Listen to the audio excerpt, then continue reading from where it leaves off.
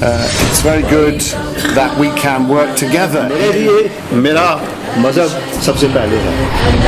আল্লাহ পর্যন্ত আমাদের সনদ আছে। I was shocked. Indian regime paid cash bounties for killing Sikhs. Allah sent salam. Ask Abu Bakr, is he happy with me?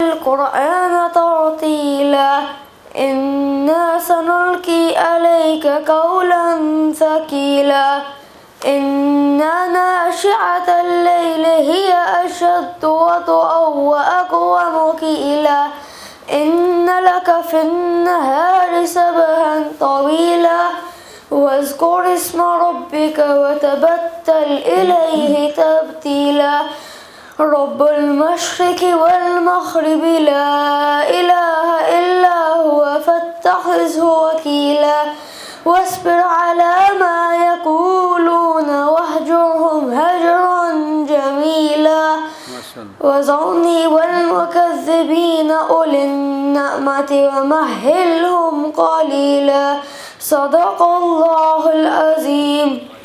ما شاء الله ما شاء الله ما شاء الله. أعوذ بالله من الشيطان الرجيم. بسم الله الرحمن الرحيم. ومن يرغب عن ملة إبراهيم إلا من سفه نفسه ولقد اصطفيناه في الدنيا وإنه في الآخرة لمن الصالحين إذ قال له ربه أسلم قال أسلمت لرب العالمين قال أسلمت لرب العالمين ووصى بها إبراهيم بنيه ويعقوب يا بني إن الله اصطفى لكم الدين فلا تموتن إلا وأنتم مسلمون أم كنتم شهداء إذ حضر يعقوب الموت إذ قال لبنيه ما تعبدون من بعدي قالوا نعبد إلهك وإله آبائك إبراهيم وإسماعيل وإسحاق إلها واحدا ونحن له مسلمون صدق الله العظيم. الحمد لله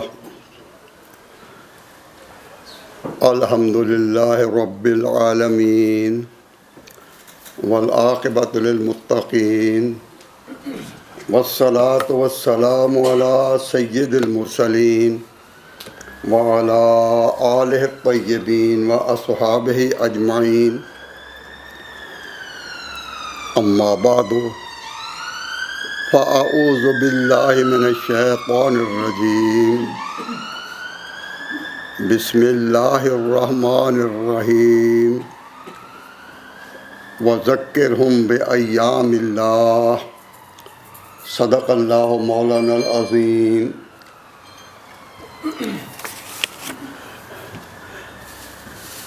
صاحب صدر گرامی قدر واجب الاحترام علماء کرام بزرگان قوم سامعین عزیز دوستوں اور بھائیوں، آج ہم جس عظیم ہستی اور بزرگ کو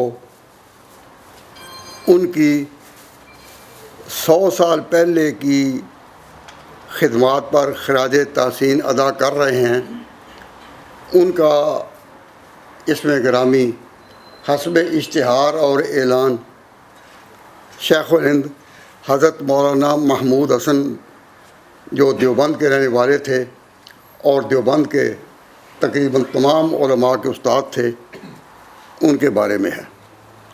اس وقت آپ کے سامنے ایک تاریخی چارٹ نمایاں ہے۔ اس میں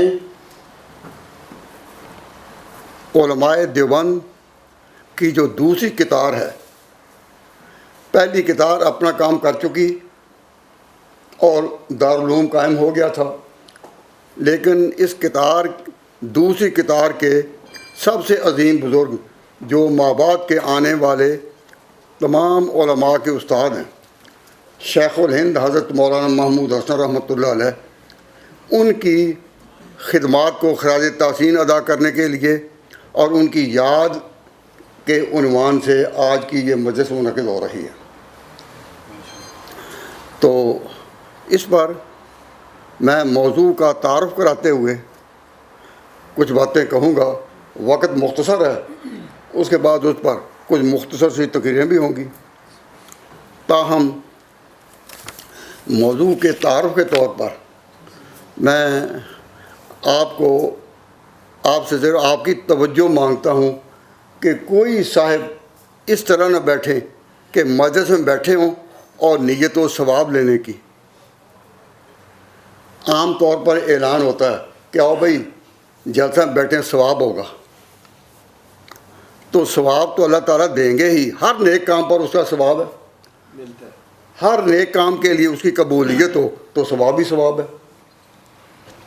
تو اس وقت آپ کو جو دعوت دی گئی اور ان ملکوں میں جو غیر مسلم آبادی کے ملک ہیں اور مسلمانوں کی تعداد بہت مختصر ہے، تو ان ملکوں میں ہماری یہ جو دینی مجالس ہیں وہ ثواب کے لیے نہیں صرف، بلکہ اس سے آگے بڑھ کر اس میں کچھ تعلیم کا پہلو بھی ہے کہ خاص طور پر نوجوان اور اسٹوڈنٹس جو خواہ اپنے سائنس کے علوم میں اور سیکولر سبجیکٹس میں، دنیا کے علوم میں، دنیا کے نظم و نسق کے بارے میں یا کاروبار کے بارے میں آئیں، اس کے باوجود ان کو دینی معلومات کی بہت ضرورت ہے۔ تعلیم حاصل کرو سائنس کی، کسی سبجیکٹ میں کرو، وہ آپ کا سبجیکٹ آپ کے لیے ایک مستقبل کی نشاندہی کرے گا، لیکن بطور ایک قوم کے آپ کا کچھ دینی معلومات کے بارے میں بھی پس منظر ہونا چاہیے۔ تو میرا ایک جملہ یاد رکھیں، میں اکثر کہتا رہتا ہوں کہ زندگی میں دین کدھر سے آتا ہے؟ سوال ہے کہ زندگی میں دین کہاں سے آتا ہے، کیسے آتا ہے؟ اس کا جواب ایک ہے اور ایک ہی، وہ فقہ سے۔ فقہ سے زندگی میں دین آتا ہے، اور تاریخ اپنی بنتی جو ہے اس سے ایک قوم بنتی ہے۔ ہم دنیا میں ایک قوم کے طور پر معروف ہیں، ہمیں نبی پاک صلی اللہ علیہ وسلم کی امت سمجھا جاتا ہے، اور ہیں بھی ہم امت، اور اللہ تبارک و تعالیٰ امت بنائے اور امت کا جو تقاضے ہیں ان پر عمل کرنے کے لیے آسانیاں فرما دیں۔ تو ہم حضور کی امت ہیں، حضور اکرم صلی اللہ علیہ وسلم سے ہماری آگے تاریخ چلتی ہے، تو ہم ایک قوم ہیں۔ تو قوم ہم تبھی بن سکیں گے اور بطور قوم کے تبھی رہ سکیں گے کہ ہمیں پتہ ہو کہ ہم نے یہ 1400 سال کا فاصلہ کیسے عبور کیا ہے۔ اس قوم کو بنے ہوئے تقریباً 1400 سال ہو گئے، اور ہم مسلمانوں نے یہ 1400 سال کا فاصلہ کیسے عبور کیا ہے، یہ ہماری تاریخ ہے۔ اور جب تک ہم اپنی تاریخ کو نہ جانیں ہم قوم نہیں۔ تو قوم بننا ہے تو اپنی تاریخ پر نظر کریں، 1400 سال پہلے لوٹیں، وہاں سے چلتے چلتے آئیں اور یہاں انگلینڈ میں آ جائیں۔ تو یہ آپ کی تاریخ ہے۔ جب تک اپنی تاریخ کو کوئی قوم نہ جانے وہ قوم نہیں۔ تو دین آتا ہے، زندگی میں دین آتا ہے فقہ سے، اور قوم بنتی ہے تاریخ سے، اور علم ملتا ہے قرآن اور سنت سے۔ نبی پاک صلی اللہ علیہ وسلم نے جو آخر عمر میں فرمایا کہ میں 2 چیزیں چھوڑ کر جا رہا ہوں، کتاب و سنت، تو کتاب و سنت علم کے خزانے ہیں، سورسز آف نالج، مسلمانوں کے سورس آف نالج، جہاں سے علم کے چشمے پھوٹتے ہیں، جہاں سے ان کو علم ملتا ہے، جو علم کے خزانے ہیں، ان کا نام ہے قرآن اور سنت، یا آپ اس کو قرآن حدیث بھی کہہ سکتے ہیں۔ تو وہ علم کے خزانے ہیں، لیکن ان سے زندگی بنے گی۔ زندگی میں یہ تبھی اترتے ہیں کتاب و سنت جب فقہ ہو، اور حضور اکرم صلی اللہ علیہ وسلم نے فرمایا من یرد اللہ بخیر یفقہہ فی الدین، اللہ تعالیٰ جس سے خیر کا ارادہ کرے اس کو تفقہ، فقہ، سمجھ دین کی دے دیتا ہے۔ تو دین زندگی میں کیا باتا ہے؟ اس سمجھ سے جو اللہ تعالیٰ کی طرف سے اسے ملتی ہے۔ اور علم کے خزانے کہاں ہیں؟ کتاب و سنت میں۔ تو کتاب و سنت سے علم نہیں آئے گا، کتاب و سنت سے تعلیم ملے گی۔ بہت سے انگریز مستشرق بھی ہیں، یورپ کے رہنے والے بھی ہیں جو غیر مسلم ہیں، مگر وہ دین کی تعلیم کے لیے کتاب و سنت کو جانتے ہیں اور پڑھتے ہیں، لیکن زندگی میں دین کتاب و سنت سے نہیں آتا۔ کتاب و سنت سے علم ملتا ہے، کتاب و سنت سے تعلیم ملتی ہے، زندگی میں آتا ہے فقہ سے، یعنی سمجھ پیدا ہو جائے۔ جن غیر مسلموں نے، اورینٹلسٹ جو ہیں اور جو مستشرقین ہیں، جن کے پاس کتاب و سنت کا علم ہے اور وہ مسلمان نہیں ہوئے، میں ان کے بارے میں کہا کرتا ہوں کہ ان کے پاس علم تو اسلام کا آ گیا لیکن سمجھ نہیں آئی۔ سمجھ کیسے آتی ہے؟ فقہ سے۔ جب تک کسی قوم میں فقہ کا چرچا نہ ہو اور وہ یہ نہ کہیں کہ ہمیں دین ملے گا، تعلیم ملے گی کتاب و سنت سے، لیکن زندگی میں دین آئے گا فقہ سے۔ من یرد اللہ بخیر، حضور کا یہ ارشاد ہے۔ حضرت امیر معاویہ اس کے راوی ہیں، وہ بیان کرتے ہیں کہ میں نے حضور کو یہ فرماتے سنا، من یرد اللہ بخیر یفقہہ فی الدین، اللہ تعالیٰ جس سے خیر کا ارادہ کرے اس کو فقہ دے دیتے ہیں، دین کی سمجھ۔ تو یاد رکھو کتاب و سنت سے علم ملتا ہے، وہ مسلمانوں کے پاس بھی ہے، غیر مسلمانوں کے پاس بھی ہے، اہل یورپ کے پاس بھی ہے، اہل ایشیا کے پاس بھی ہے۔ جب کوئی علم کی بات ہو اور وہ باتیں وہ کہتے ہیں جو ہم نے بھی پڑھی ہیں، تو ہم مانتے ہیں کہ ان کے پاس کتاب و سنت کا علم تو آ گیا لیکن سمجھ نہیں آئی۔ سمجھ آئی ہوتی تو مسلمان ہو گئے ہوتے۔ تو یاد رکھو کہ زندگی میں دین کہاں سے آتا ہے؟ کوئی جواب تو دے دو۔ فقہ سے۔ اور تاریخ کیسے بنتی ہے؟ تاریخ سے۔ ہماری تاریخ کہاں سے شروع ہوتی ہے؟ صحابہ سے۔ صحابہ سے ہماری تاریخ شروع ہوتی ہے۔ حضور سے تو علم کے چشمے پھوٹے، حضور نے روشنی دی، علم دیا، لیکن تاریخ ہماری بنتی ہے صحابہ سے۔ تو امت کا پہلا قافلہ کون تھے؟ صحابہ کرام۔ تو اس سے چلتے چلتے ہم آئے ہیں۔ اس وقت 1400 سال کی تاریخ میں اس موضوع پر ہم عرض نہیں کر رہے کہ ہماری تاریخ صحابہ سے کس طرح شروع ہوئی۔ یہ کوئی عظمت صحابہ کا جلسہ ہو تو وہاں بات بیان کی جا سکتی ہے۔ اس وقت میں آپ کو یہ بتانا چاہتا ہوں کہ ہم لوگوں میں خاص طور پر جو پاکستان سے آئے ہوئے ہیں یا انڈیا سے آئے ہوئے ہیں یا بنگلہ دیش سے آئے ہیں یا برما سے آئے ہیں، ان حلقوں میں ہماری تاریخ کن مشکلات سے گزری ہے۔ تو میں جس کے ناموں کی نہیں ہے انتہا، جس کے ناموں کی نہیں ہے انتہا، ابتدا کرتا ہوں اس کے نام سے۔ آپ حضرات کو اس طرح توجہ دلانا چاہتا ہوں کہ دنیا میں خطے دو ہی ہیں، ایک وہ جہاں اسلام ہے اور ایک وہ جہاں کفر ہے۔ جہاں اسلام ہے اس کو اسلامی اصطلاح میں کہتے ہیں دارالاسلام، جہاں اسلام ہے۔ اور جہاں اسلام کو عزت حاصل ہو، اختیار حاصل ہو، حکومت حاصل ہو، آبادی کسی بھی طبقے کی ہو، لیکن اسلام اگر یہ قوت پا جائے کہ حکومت مسلمانوں کی ہو تو وہ دارالاسلام ہے، اور دارالاسلام میں کافروں کو رہنے کا بھی برابر حق ہے، مسلمانوں کو بھی، سب کو۔ اسلام کسی کو پر جبر نہیں کرتا کہ ضرور تم مسلمان ہو جاؤ، لا اکراہ فی الدین، اسلام میں جبر نہیں، لیکن مسلمانوں کو یہ حکم ہے کہ وہ جہاں رہیں اسلام کا جھنڈا اونچا کر کے، اسلام کی عزت کر کے، اسلام کو شوکت اور عزت میں رکھ کر وہ زندگی بسر کریں، عمل کریں، نمازیں پڑھیں، رمضان آئے تو روزے رکھیں، لیکن وہاں اسلام کی عزت اور عظمت اس درجے میں ہو کہ اسلام کی عزت اور شوکت کے خلاف کوئی ٹیڑھی آنکھ سے دیکھے نہ۔ کفر پر چلے اس کا عقیدہ ہے، عیسائیت پر چلے اس کا عقیدہ ہے، یہودیت پر چلے اس کا عقیدہ ہے، ہندو مذہب پر چلے اس کا عقیدہ ہے، تو عمل بے شک وہ اپنی لائن پر کرے، لیکن اسلام کی عزت اور شوکت کے خلاف کوئی بات نہ کہے۔ اسلام یہ چاہتا ہے کہ اسلام یہ چاہتا ہے کہ اسلام کے نام کی قوت اور شوکت ہو اور دنیا میں ظلم کا خاتمہ ہو،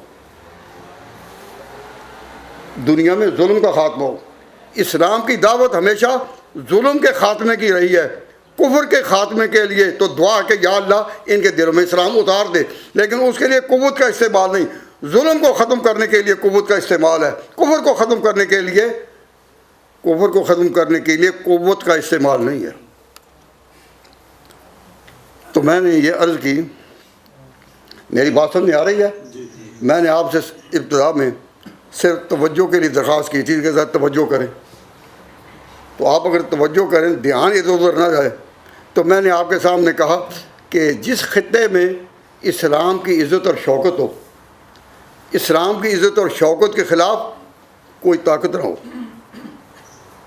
کافر بے شک رہیں، مشرکین بھی بے شک رہیں، لیکن اس کے خلاف کوئی قوت نہ ہو، اس کا نام کیا میں نے بتایا؟ دارالاسلام۔ دھیان ہے پورا؟ اب میں آپ سے کہتا ہوں کہ ہندوستان، یونائٹڈ انڈیا، بر صغیر پاک و ہند یا وہ پورا علاقہ، اس میں اکثریت، بڑی بھاری مقدار میں اکثریت ہندوؤں کی تھی، پر اقتدار مسلمانوں کا تھا۔ شمال مغربی سرحد سے مسلمانوں کے قافلے اترے تھے، اور ہندوستان میں داخل ہوتے ہوتے ایک وقت آ گیا کہ جمنا اور کناروں پر انہوں نے وضو کرنا شروع کیا اور اذانیں دینی شروع کی۔ واضح آبادی، اکثریت پوری کن کی تھی؟ ہندوؤں کی، اور اقتدار حکومت کن کی تھی؟ اقتدار حکومت کن کی؟ مسلمانوں کی۔ تو سارا ہندوستان دارالاسلام تھا۔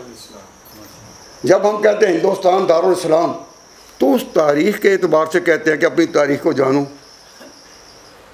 تو ہندوستان کیا تھا؟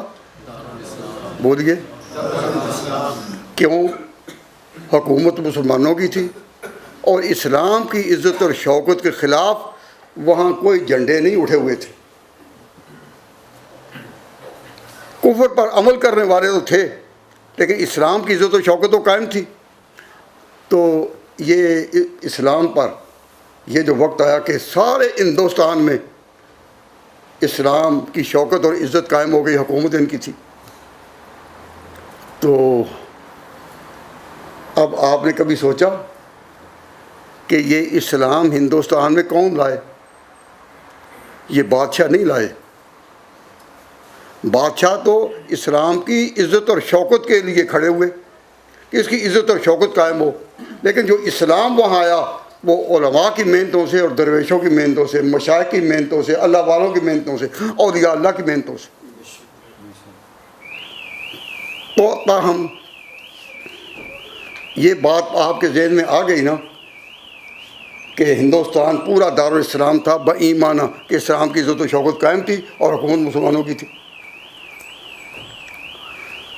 اس کے بعد یورپین قوموں کی وہاں آمد ہوئی، یورپین قوموں کی۔ پرتگیز سب سے پہلے آئے، پھر یہ جرمن لوگ بھی، انگریز بھی، فرانسیسی بھی اور قومیں آنی شروع ہوئیں.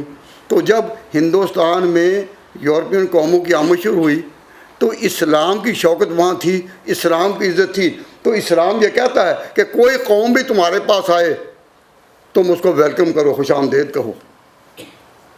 ہندوستان کے بادشاہوں نے, ارباب سیاست نے, وہاں کے علماء نے کوئی پابندی نہیں لگائی کہ یہاں دوسری جماعتیں یورپ سے فلاں جگہ سے نہ آئیں, یا پاسپورٹ ہونا چاہیے, اور پاسپورٹ میں یہ کوئی یہود ہوں, کس کی اجازت ہے کس کو نہیں, یہ کوئی پابندی لگائی.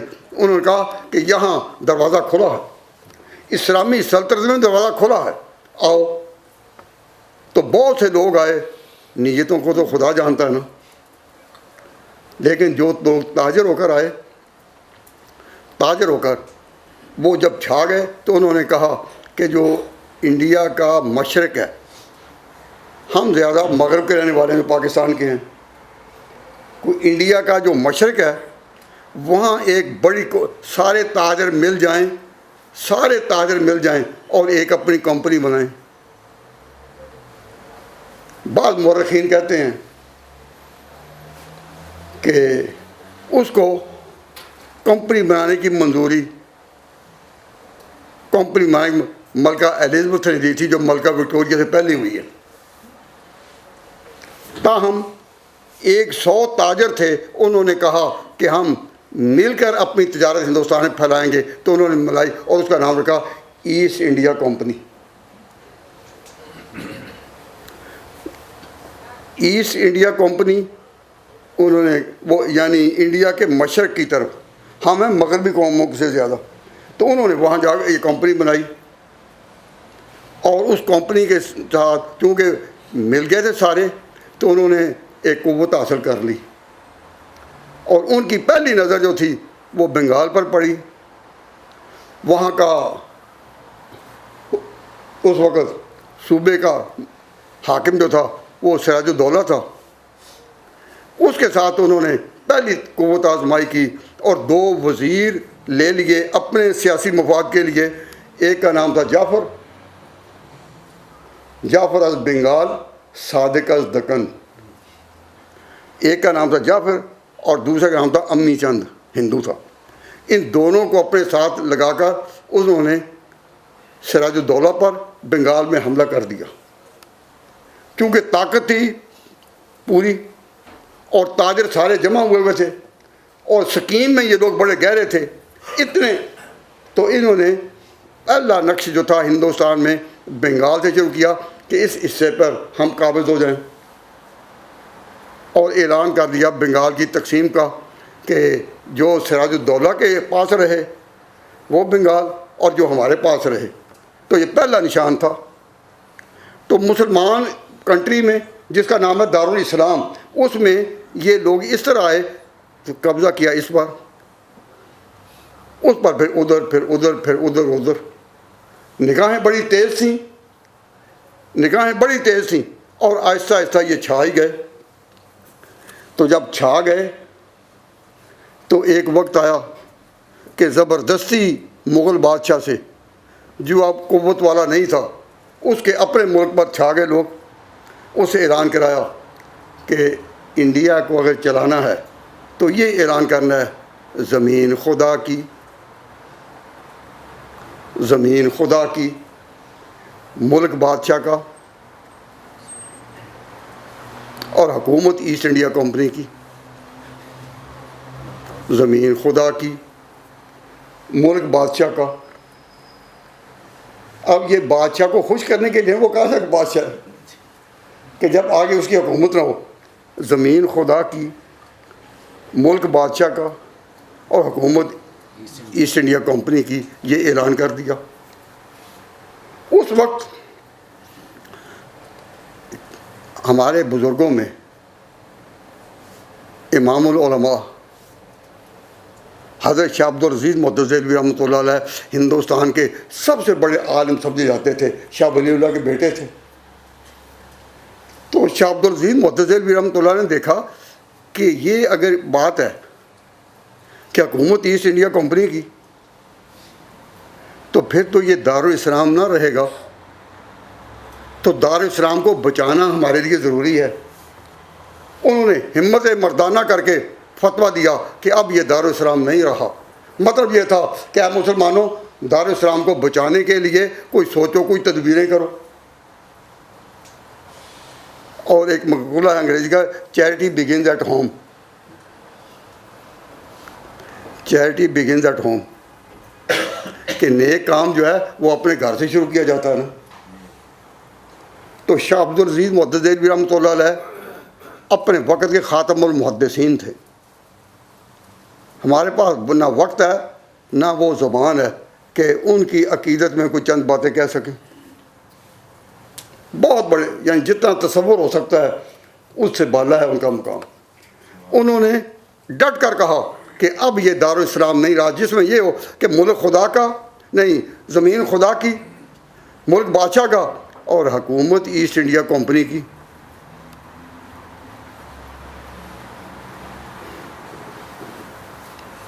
تو یہ دارالاسلام نہیں رہ سکتا۔ جب انہوں نے اعلان کر دیا تو سارے ہندوستان میں ایک آواز لگ گئی کہ یہاں یورپین چھا گئے چھا گئے چھا گئے چھا گئے چھا گئے چھا گئے اور آ گئے آ گئے آ گئے آئی گئے۔ ہندوستان کے مسلمانوں کی بڑی عجیب حالت تھی، لیکن شاہ صاحب نے، میں نے کہا کہ چیریٹی بگنز ایٹ ہوم، تو شاہ صاحب نے اپنے شاگرد اور اپنے بھتیجے حج شاہ اسماعیل کو تیار کیا تھا کہ وہ میدان میں آ کر اسلامی جہاد کے رنگ میں رنگین ہو کر میدان میں کام کریں۔ انہوں نے کہا میری حدیث کی گدی میرے نواسے شاہ محمد اسحاق کے پاس رہے، پڑھنے پڑھانے میں یہ رہے، اور میدان میں شاہ اسماعیل ہو۔ تو شاہ اسماعیل شہید اور ان کے مرشد سید احمد شہید، سید احمد شہید وہ شاہ عبدالعزیز کے خلیفہ تھے۔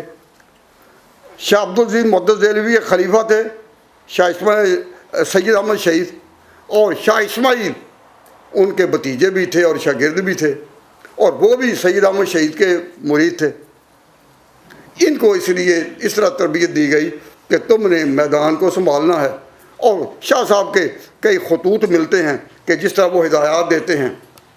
تو سب سے پہلا مارکا کہ ہم نے دارالاسلام کو بچانا ہے اور دارالاسلام رکھنا ہے، پہلا مارکا جو ہے وہ سید احمد شہید رحمۃ اللہ علیہ نے اور مولانا اسماعیل شہید نے شاہ صاحب کے بھیجے ہوئے اور ان کی تعلیم دیے ہوئے اور ان کے سکھائے ہوئے احکام کی روشنی میں بالا کوٹ میں۔ تو آج اگر جلسہ ہوتا شاہ اسماعیل شہید کی یاد میں، ہم بالا کوٹ کے بارے میں کچھ باتیں کہتے، لیکن یہ موضوع نہیں۔ تو بالا کوٹ میں انہوں نے اپنا پہلا اعلان کیا۔ بالا کوٹ میں کیوں کیا؟ کہ مسئلہ ہے جہاد کا، کہ جہاد وہاں سے شروع ہو یا وہ خود خطہ اسلام ہو یا خطہ اسلام اس کے قریب ہو۔ اب ہندوستان جو تھا یہ دارالاسلام تو نہیں رہا تھا، لیکن اس کو پھر دارالاسلام بنانے کے لیے، رکھنے کے لیے جہاد کہاں سے شروع ہو؟ اگر وہیں سے شروع ہو، ہندوستان کے بیچ سے یا دہلی سے شروع ہو، تو چاروں طرف قبضہ ہو چکا ہے باہر کے لوگوں کا۔ تو شاہ صاحب رحمۃ اللہ علیہ نے کہا کہ وہاں سے شروع کرو کہ جو سرحد پر ہو، کہ اس کے قریب کچھ ایسا علاقے ہوں جن کو کہا جائے کہ ان پر ہندوستان کا قلم نہیں، ایسٹ انڈیا کمپنی کی حکومت نہیں، اور وہ ہے آزاد قبائل سازا۔ سرحد کے آگے جو آزاد قبائل ہیں وہ فقہ کی روح سے جہاد کے لیے نہایت موزوں جگہ تھی کہ یا وہاں سے ہو، اگر اسی ملک سے ہو تو اس کے ساتھ سرحد ملتی ہو آزاد قبائل کی۔ تو وہاں یہ مارکا رہا، اور 6 سال تک علماء اور درویشوں نے اسلام کی جنگ لڑی کہ پاکستان کہ کسی طرح انڈیا کو دارالاسلام ہونے پر لے آئے۔ ہم یہ دارالاسلام ہے، ہم نے یہ کافروں کے قبضے میں نہیں جانے دینا۔ غیر مسلم اقوام کو اس پر ہم نے حکومت نہیں کرنے دینی، تو اس کے لیے ان کو آگے کیا۔ اپنی طرف سے شاہ صاحب نے صحیح تجویز کی، شاہ اسماعیل شہید رحمۃ اللہ علیہ نے وہاں کو، اور 6 سال تک جب وہ مار کا رہا، اور ایک بڑی قوم کا جو یورپ کی تربیت یافتہ تھی، جن کا اثرہ یورپ سے آتا تھا، اور وہ آگے سکھوں کو دیتے اور سکھوں کو آگے کیا ہوا تھا، تو 6 سال مار کا رہنا یہ درویشوں کا رہ سکتا ہے؟ نہیں۔ لیکن ان کا اخلاص انتہائی درجے کا تھا کہ 6 سال تک وہ رہے۔ لیکن مسلمانوں میں سے ایک گروہ تیار کیا گیا کہ تم اعلان کرو کہ شاہ اسماعیل یہ بزرگوں کو نہیں مانتے، یہ پیغمبر کے گستاخ ہیں، انہوں نے حضور کی توہین کی، حضور کی توہین کی، اور یہاں تک کہ یہ لوگ جو ہیں وہ صحیح مسلمان نہیں، یہ کیا ہیں؟ وہابی۔ حالانکہ ان کی وہابی تحریک کے ساتھ کوئی نسبت نہیں تھی، لیکن ان کو کہہ دیا گیا۔ تو اس وقت ایک شاعر کہتا ہے، وہ جسے وہابیہ نے دیا ہے لقب شہید و قتیل کا، وہ شہید تہر نج تھا، وہ شہید تیغ خیار ہے، وہ جسے وہابیہ نے دیا ہے لقب شہید و قتیل، وہ جس کو اسماعیل کو کہتے ہیں کہ شہید ہے، شہید ہے، وہ جسے وہابیہ نے دیا ہے لقب شہید و قتیل کا، وہ شہید لیلہ نجد تھا، وہ قتیل شیر خیار ہے، وہ ایسا ہے۔ تو اب ایک پورا فرقہ کھڑا کر دیا گیا کہ شاہ اسماعیل بے ادب ہیں، گستاخ ہیں، جی بے ادب ہیں، گستاخ ہیں، اور اتنا لوگوں کا ذہن خراب کر دیا گیا کہ بے ادب اور گستاخ یہ کیا ہیں؟ مکہ والے بھی پھر بے ادب اور گستاخ ہیں، وہاں بھی جاؤ تو ان کے پیچھے نماز نہ پڑھو۔ جب ایک پورا فرقہ ہی تیار کر دیا گیا، اور انہی کا ایک بڑا بزرگ کہتا ہے، وہ جسے وہابیہ نے دیا ہے لقب شہید و قتیل کا، وہ شہید لیلہ نجد تھا، وہ قتیل تیغ خیار ہے۔ میں اس وقت وہ علمی آپ کے سامنے پیش نہیں کرتا۔ 6 سال کے بعد یہ پروپیگنڈا ہوا، تو جو وہاں قبائل، آزاد قبائل تھے، ان کے جذبات ڈھیلے پڑ گئے کہ ہم کن کے لیے لڑیں؟ بے ادبوں کے لیے۔ پروپیگنڈا جو ہوا، اب تعلیم ان کی اتنی نہیں تھی، جذبہ تھا، ایمان تھا، یقین تھا، ہمت تھی، بہادری تھی، تاریخ تھی، لیکن یہ کہ یہ بے ادب ہیں، گستاخ ہیں۔ اگر یہ فرقہ پیدا نہ ہوتا اور ناجائز طور پر یہ بے ادب ہونے، بزرگوں کو نہ ماننے کے الزام نہ لگتے، تو شاہ اسماعیل شہید اور سید احمد شہید میدان لے گئے تھے۔ تاریخ کا مطالعہ کرنے سے پتہ چلتا ہے کہ شاہ اسماعیل شہید کو اللہ تبارک و تعالیٰ جل شانہ نے شہید ہونے سے 5-6 گھنٹے پہلے جنت دکھا دی اور جنت میں داخل کر دیا تھا۔ عصر کا وقت تھا، شہید وہ بعد میں ہوئے ہیں، اس وقت انہوں نے اپنے ساتھیوں کو کہا کہ مجھے جنت نظر آ رہی ہے۔ اب یہ اس کا جو یہ شاہ اسماعیل شہید ہے، ان کے بارے میں اتنا پروپیگنڈا ہے، اب بھی آپ جائیں، بڑے بے ادب ہیں، بڑے گستاخ ہیں، بڑے گستاخ ہیں، یہ دروشی نہیں پڑھتے، سلام نہیں پڑھتے۔ اس وقت اتنا پروپیگنڈا کیا گیا کہ ان کو آخر میں سکھوں نے شکست دے دی، اور پھر سکھوں نے ایسا کام کیا کہ وہ پنجاب پر بھی قابض ہو گئے۔ جب جاہل لوگوں کو بھڑکا دیا جائے کہ حضور کی عزت کا مسئلہ ہے، وہابیوں کو آگے نہ آنے دو، یہ وہابی ہیں، سکھ آ جائیں آ جائیں، انگریز آ جائیں آ جائیں، غیر مسلم آ جائیں آ جائیں، ہندوستان دارالاسلام نہ رہے، کچھ بھی ہو، لیکن وہابی تو وہابی آ جائیں۔ نہیں، ایک فرضی قصہ بنا کر جیسا بچوں کو ڈراتے ہیں نا، بچوں کو سمجھا ہوا آ جائے گا، تو نے یہ چیز ہوا آ جائے گا، اور یہ جو ہوا ہے اسی کی وہابیہ میں ہے۔ جتنے بھی حروف ہیں ان سے ایک ایک چشمہ ظلمت کا پھوٹتا ہے۔ تو یہ واقعہ پیش آیا جب ان کو شکست ہو گئی 1834 میں۔ اب جب انگریزوں کے جو حلیف تھے سکھ، انہوں نے شکست دے دی مسلمانوں کو، تو پھر سارے ہندوستان میں جہاں جہاں مسلمان تھے وہ تڑپ اٹھے کہ ہیں یہ کیا ہو گیا۔ تو 1834 میں یہ واقعہ پیش آیا، اور اس کے تقریباً 20-22 سال بعد 1857 میں پورے ہندوستان کے لوگ ہندو ہوں یا مسلمان ہوں سوائے سکھوں کے وہ حلیف ہو چکے تھے انگریزوں کے. تو ہندو اور مسلمانوں نے مل کر ایک آزادی کی جنگ لڑی جسے کہتے ہیں 1857 کی جنگ آزادی.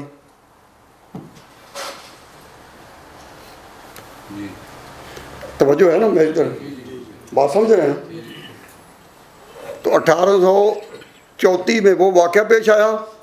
6 سال تک بالا کوٹ کے علاقے میں حکومت اقتدار انہی کا تھا، سید احمد شہید کا. اور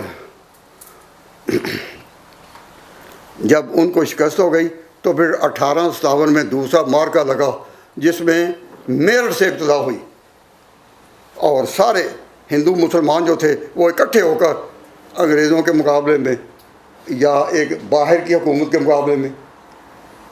اس وقت ان کا نظریہ یہ نہیں کہ ان کے بارے میں کہ یہ کیا ہیں، اتنا تھا کہ یہ باہر کے ہیں.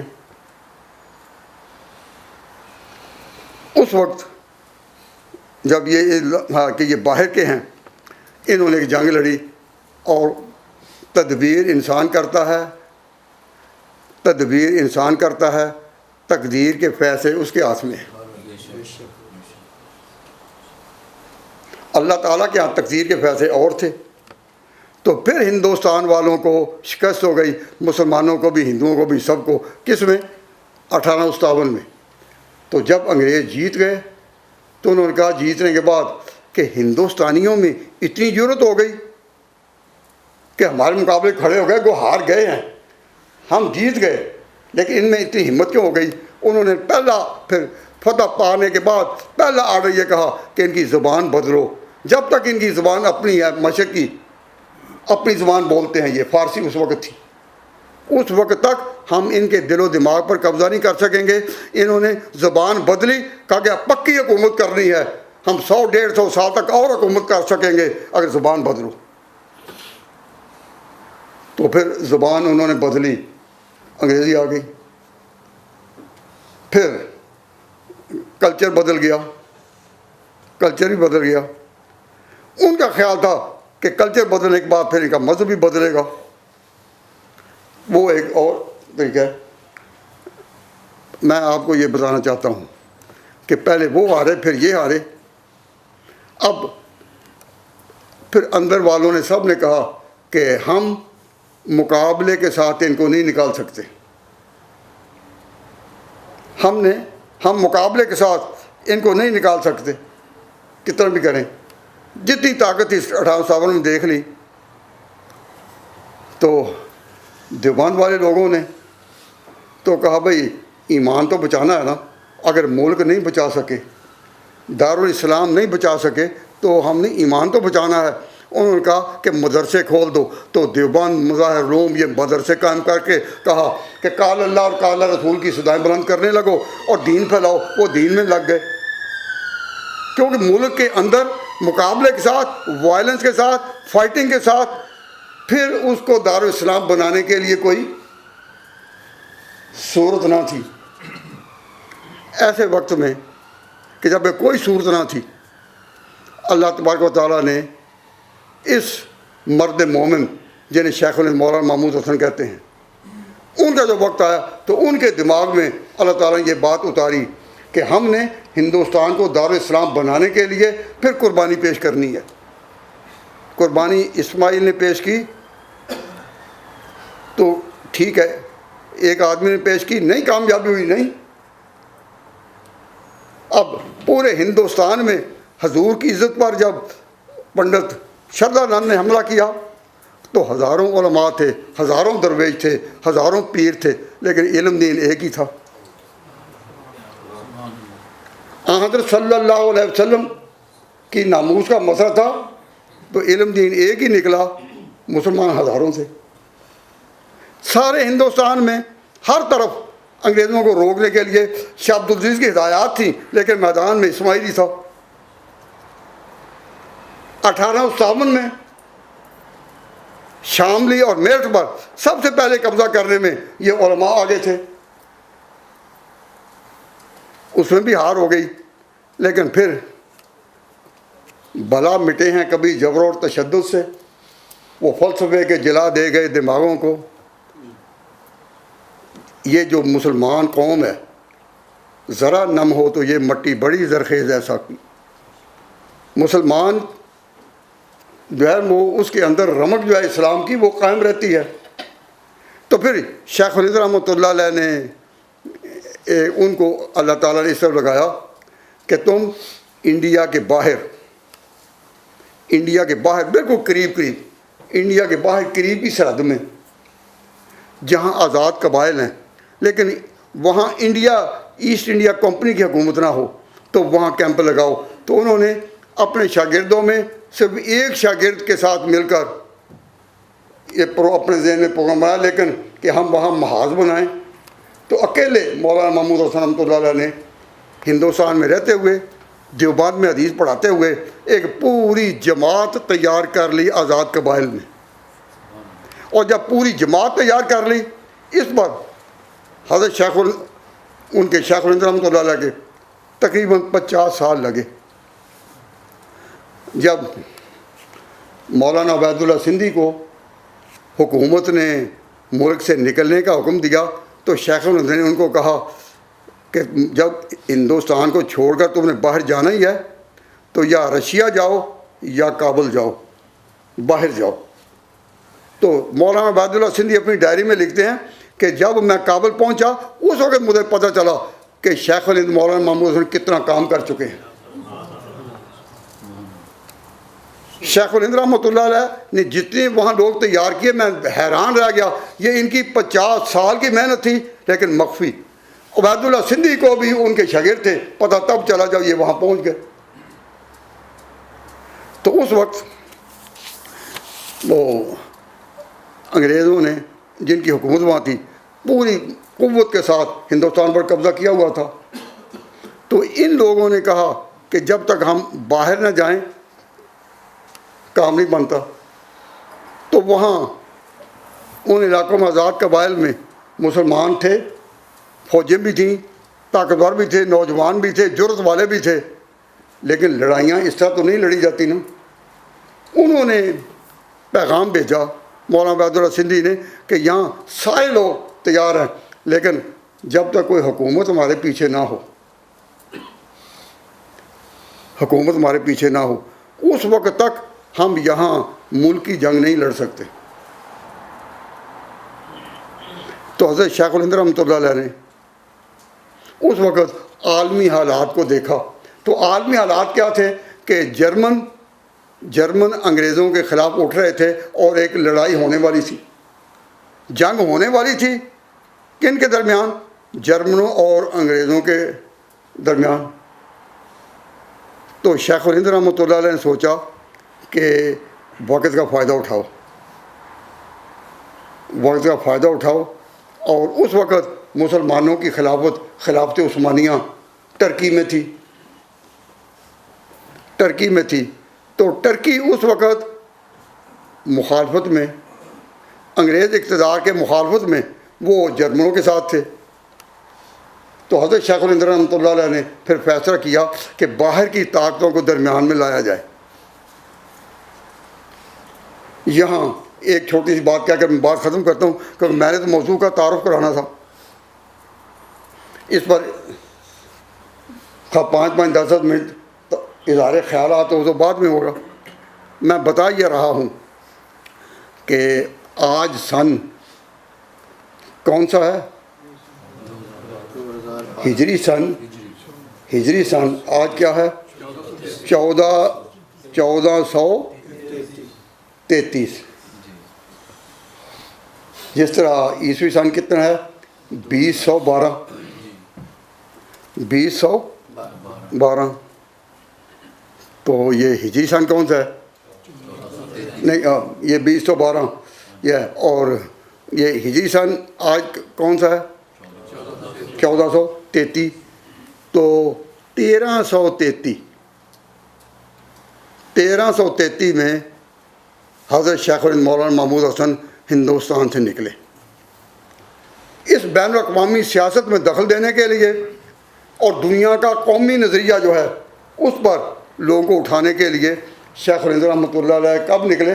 1333 میں، اور ایسے وقت میں نکلے جب آگے حج آ رہا تھا۔ یہاں بھی اب حج آ رہا ہے یا نہیں؟ تو جب میرے ذہن میں خیال آیا کہ وہ 1333 میں جو نکلے تھے تو اب تو 1433 ہو گئی، تو ہم پورا 100 سال ہو گیا، تو ہم اور کچھ نہیں تو تاریخی یاد تو ان کی منا سکتے ہیں نا، دعا تو ان کے لیے کر سکتے ہیں نا۔ ہم سیاست میں نہیں، ہمارا کوئی سیاسی پروگرام نہیں، لیکن تاریخ کو یاد کرنے کا اور اپنی تاریخ کو دہرانے کا حق تو ہے نا۔ کیوں؟ قوم بنتی ہے تاریخ سے، ہر قوم بنتی ہے تاریخ سے، اور قوم کی ایک ہوتی ہے پولیٹیکل ہسٹری، جیسے بابر، اس کے بعد ہمایوں، ہمایوں کے بعد اکبر، اکبر کے بعد جہانگیر، جہانگیر کے بعد شاہ جہاں، شاہ جہاں کے بعد اورنگزیب۔ یہ ہے پولیٹیکل ہسٹری، اور ہر قوم کی ایک پولیٹیکل ہسٹری ہے، اور ایک اس کی کلچرل ہسٹری ہے، اور ایک اس کی لٹری ہسٹری ہے، علمی تاریخ ہے۔ ہم جو کہتے ہیں کہ 1400 سال عبور ہم نے کیے ہیں، تو اس کی جو ادبی اور علمی تاریخ ہے اس کو جانو۔ حضرت امام ابو حنیفہ اور امام مالک، بخاری اور مسلم جیسے لوگ نبی پاک صلی اللہ علیہ وسلم کی تاریخ میں کس طرح ہیں؟ علمی تاریخ کے طور پر۔ تو لٹری ہسٹری جو ہے اور چیز ہے، پولیٹیکل ہسٹری اور ہے۔ ہمارے نوجوان ہسٹری اس کو کہتے ہیں جو پولیٹیکل ہسٹری ہو، حالانکہ لٹری ہسٹری ایک مستقل موضوع ہے تاریخ کا، کلچرل ہسٹری ایک اور مستقل موضوع ہے۔ تو میں یہ بتا رہا تھا کہ 1333 میں حج کا سیزن قریب آیا۔ ان دنوں ہوائی جہاز نہ تھے، بحری جہازوں کے ذریعے سے ہندوستان سے قافلے آتے تھے۔ تو حضرت شیخ الہند رحمۃ اللہ علیہ نے ارادہ کیا حجاز جانے کا، اور سامان اتنا کر لیا، اپنا ترکہ وارثوں میں تقسیم بھی کر دیا، اپنے گھر بار سے اس طرح فارغ ہو گئے کہ افواہ چل گئی کہ یہ جا رہے ہیں مدینہ رہنے کے لیے۔ کس طرح؟ جس طرح کبھی حاجی امداد اللہ صاحب گئے تھے، اور لوگ بھی تو ہجرت کر کے جاتے ہیں نا، تو یہ بھی جا رہے ہیں پورے ہندوستان میں۔ یہ حالانکہ یہ ان کا ارادہ اور تھا، جس کی خبر ان کو مولانا عبید اللہ سندھی دے رہے تھے، لیکن مشہور ہو گیا کہ ترک وطن کے جا رہے ہیں۔ انگریزوں نے سمجھا کہ جان خلاصی ہو گئی، یہ جائیں گے چلو ہمیں سکھ کا سانس نہ ملے گا، تو انہوں نے چھیڑا نہیں، ورنہ وہیں روک لیتے، کوئی اور بات چلتے، لیکن یہ پہنچ گئے۔ تو مکہ مکرمہ میں ایک بہت بڑا، یہ آج کل کے لحاظ سے تو ریسٹورنٹ کہہ سکتے ہیں، ایک بہت بڑے حاجی صاحب پرانے، جن کے شاہ بالا کوٹ والے حضرت سید احمد شہید کے ساتھ کچھ تاریخی تعلقات بھی تھے، ان کے پاس جا کر شیخ الہند مہمان رہے، اور انہوں نے کہا کہ کسی طرح میری ملاقات کرا دو جو ترکی حکومت کی طرف سے گورنر ہے حجاز کا، اس کا نام تھا غالب پاشا۔ تو غالب پاشا کے سے کہا نہیں، انہوں نے کہا حاجی صاحب کو کہ میری ملاقات کرا دو تنہائی میں۔ تو انہوں نے جب تنہائی میں ساری بات کی اور کہا کہ ہم ترکوں کی خلافت کو ڈوبنے نہیں دیں گے۔ یہ جو آج کل مشہور ہے کہ یورپین قومیں آ رہی ہیں اور مسلمانوں کی خلافت تباہ ہو جائے گی، اس میں خلافت کے حامی ہیں۔ تو بجا کر خیر غالب پاشا نے ملاقات کرا دی۔ شیخ الہند نے اپنی بات پوری کہی، اپنی بات اسکیم پوری رکھی۔ تو شیخ الہند نے کہا کہ اب آپ بھی جواب دیں میری باتوں کا۔ اس نے کہا میں جواب کل دوں گا۔ وہ چونکہ برسر اقتدار تھا تو بادشاہوں کا مزاج ہوتا ہے نا، تو اس نے کہا میں کل دوں گا، کل آپ اسی وقت پھر تشریف لائیں۔ تو غالب پاشا ان کو لے کر پھر اگلے دن گئے۔ تو اس درمیان میں غالب پاشا نے ہندوستان کے تاجروں کو جو مکہ مکرمہ میں مقیم تھے ان سے علیحدہ ملاقاتیں کرے، پوچھا کہ تمہارے ملک میں ایک مولوی ہے محمود رسن، دیوبند کا وہ بڑا استاد ہے، اس کی کیا شہرت ہے، کیسا آدمی ہے. تو اس نے غالب پاشا نے جس سے بھی پوچھا، اس نے کہا وہ تو بڑا اونچا آدمی ہے، اس کا تو بڑا نام ہے، بڑا نیک، بڑا ولی، بڑا عالم، اور اس کے فتوے پر تو وہاں کی پبلک جان دیتی ہے. تو جب اس کو مطمئن ہو گیا تو اگلے دن پھر دوبارہ شیخ الہند کی ملاقات ہوئی. تو اس نے شیخ الہند کو کہا، اب اس کی ٹون بدلی ہوئی تھی. کل تو تھا وہ ایک بادشاہ کے طور پر اور یہ تھے ایک مسافر کے طور پر. اب اس نے بڑی تعظیم کی. تو اس نے کہا کہ اب میرے لیے حکم دیں. تو شیخ الہند نے کہا کہ مجھے تم اپنے بڑے وزیر جنگ انور پاشا سے ملا دو. اس نے کہا جب آپ نے مجھے مل لیا تو میں جو کرتا ہوں اسی کے وہ وزیر جنگ ہے ہمارا عالمی طور پر، تو کوئی ایسی بات نہیں. انہوں نے کہا نہیں مجھے ملنا ہے. تو میں یہ بات عرض کرتا ہوں کہ پھر بین الاقوامی طور پر جو بات ہوئی، اور بات کہاں پہنچی، وہ عجب گھڑی تھے کہ جس گھڑی لیا درس مکتب عشق سے.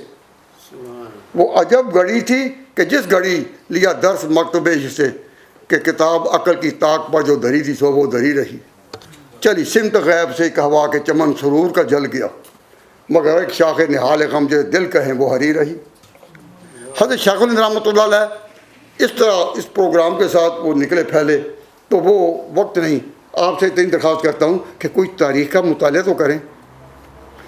ٹھیک ہے کہ وہ پروگرام آگے کامیاب نہیں ہو سکا، لیکن نکلے کب شیخ الہند؟ بولیں 1333 میں، اور واپس کب آئے؟ 1338 میں. 1338 میں انہوں نے 1333 میں بھی حج کیا، پھر 1334 میں بھی حج کیا، پھر 3 سال اور 2 مہینے مالٹا میں قید بھی رہے، اور پھر واپس آئے. اور جب واپس آئے اس وقت مولانا محمد جوہر اور مولانا شوکت علی خلافت کمیٹی کے نام سے خلافت کو بنا رہے تھے، خلافت کا کام کر رہے تھے، اور یا علماء دیوبند تھے یا سیال شریف کے پیر تھے. سیال شریف کے پیروں کا خطبہ، ان کے اس وقت کی کارکردگی، وہ کتابیں کہاں ہیں؟ ہاں اوپر والی یہ ہم نے اشتہار میں تھا کہ سیال شریف کے پیر صاحب جو تھے وہ بالکل علماء دیوبند کے ساتھ تھے، اور ان کے مولوی محمد حسین صاحب نے فتویٰ لکھا تھا جس پر کہ علماء دیوبند نے تصدیق کی.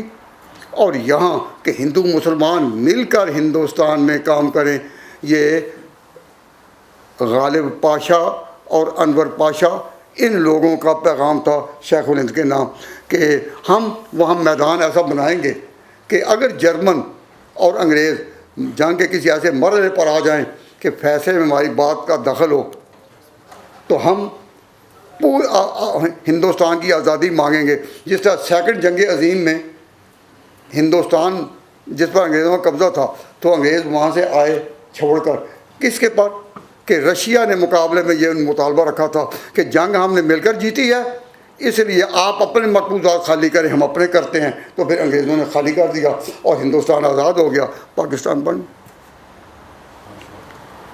تو جب انہوں نے ترکوں نے یہ کہا کہ مطالبہ ہو کہ ہندو مسلم مل کر مطالبہ کریں، تو ہم بین الاقوامی اسٹیج پر یہ کہہ سکیں گے کہ پورا ملک یہ چاہتا ہے کہ غیر ملکی حکومت نہ کریں. تو یہ ایک سیاسی نقطہ تھا، ہمیں سیاسی چیزوں سے بحث نہیں، ہم تو ایک تاریخی یاد کر رہے ہیں وہ واقعات کس طرح کروٹیں انہوں نے لی اور ان کی سوچ کس طرح تھی. تاہم تاریخ نے مولانا محمود حسن کو ہندوستان کو دوبارہ دارالاسلام، دوبارہ ایک مسلمانوں کا ملک بنانے کے لیے جو پہل کر دی. تو انہوں نے کہا کہ سب سے بڑا مسئلہ ہندو اکثریت کا ہے ہمارے ہاں. تو ہندو اکثریت کو انہوں نے کنٹرول کرنے کے لیے نسخہ یہ دیا کہ ہم ہندوستان 1، افغانستان 2، ایران 3 اور ترکی 4، ہم چاروں مل جائیں. تو جب چاروں ہی مل جائیں اور ایک بلاک بن جائے تو اکثریت کن کی ہوگی؟ وہ تو اکثریت ہو گئی نا مسلمانوں کی. پھر تو ہندو اکثریت پر کنٹرول کرنے کے لیے شیخوں نے یہ دو قومی نظریہ دیا کہ ہم اپنی تعداد اتنا بڑھا لیں ان ملکوں کو ساتھ ملا کر کہ ہمارا ملک جو ہے اس میں یہ ہندو اکثریت کا خطرہ نہ رہے. علماء چاہتے تھے کہ ہمیں سارا ہندوستان پھر ملے تو یہ دارالاسلام ہے، ہم چھوڑ جائیں اس کو آدھے کو نہ.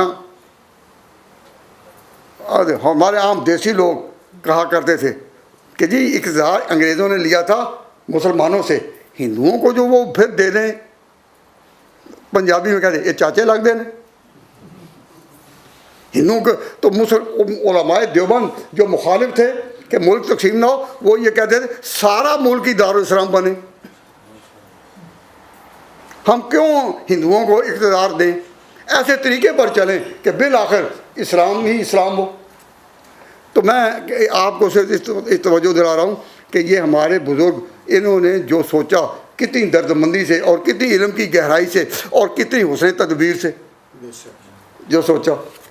اب ان علماء کے بارے میں عوام یہ کہتے کہ جی علماء بزرگ کتنی جگہ ہوں لیکن 11ویں مان دینے کہ نہیں، جب تک 11ویں نہ دیں اسی کس طرح منی ہے انہوں نے. اب ان کو کون سمجھائے اس طرح کہ اونچے درجے کی جو باتیں ہیں اس کے لیے اونچا ذہن چاہیے. تو شیخ الاسلام رحمۃ اللہ علیہ کی عقیدت میں اور محبت میں اور علماء دیوبند کی خدمات میں تو کچھ نہیں کہتا، میں نے موضوع کا تعارف کرا دیا کہ ہم نے اس لیے اس موضوع کو اختیار کیا تاکہ مسلمانوں کہیں کہ تاریخ کہ قوم بنتی ہے تاریخ سے. ہم جو انڈیا سے آئے ہوئے لوگ ہیں، خواہ پاکستانی ہیں خواہ بنگلہ دیش کے ہیں خواہ انڈیا کے ہیں، جو آئے ہوئے ہیں، ہمیں اپنی تاریخ یاد رکھنی چاہیے نا. لیکن ہمارے ہاں ایک مسئلہ لوگوں نے بنا دیا ہے کہ جی کئی لوگ پڑھتے ہی نہیں، کہتے ہیں اور مولوی جی کتاباں کی پیا کتابوں کچھ نہیں پیا. یعنی کتاب پڑھنے کی عادت ہی ختم ہو. جب عادت ہی ختم ہوئی تو پڑھیں گے کیسے تاریخ کو؟ تو اللہ تعالیٰ توفیق عطا فرمائے تو آئندہ کسی حال میں، بڑے حال میں، پورے انگلینڈ میں، لندن میں یا کسی بڑے شہر میں انشاءاللہ العزیز یہ جو ہے یہ آج جو ہم نے یہاں آواز اٹھائی ہے وہ سن 33 اور 33 کے مقابلے میں ہم نے کہا اگلے سال تو 34 ہو جائے گا نا.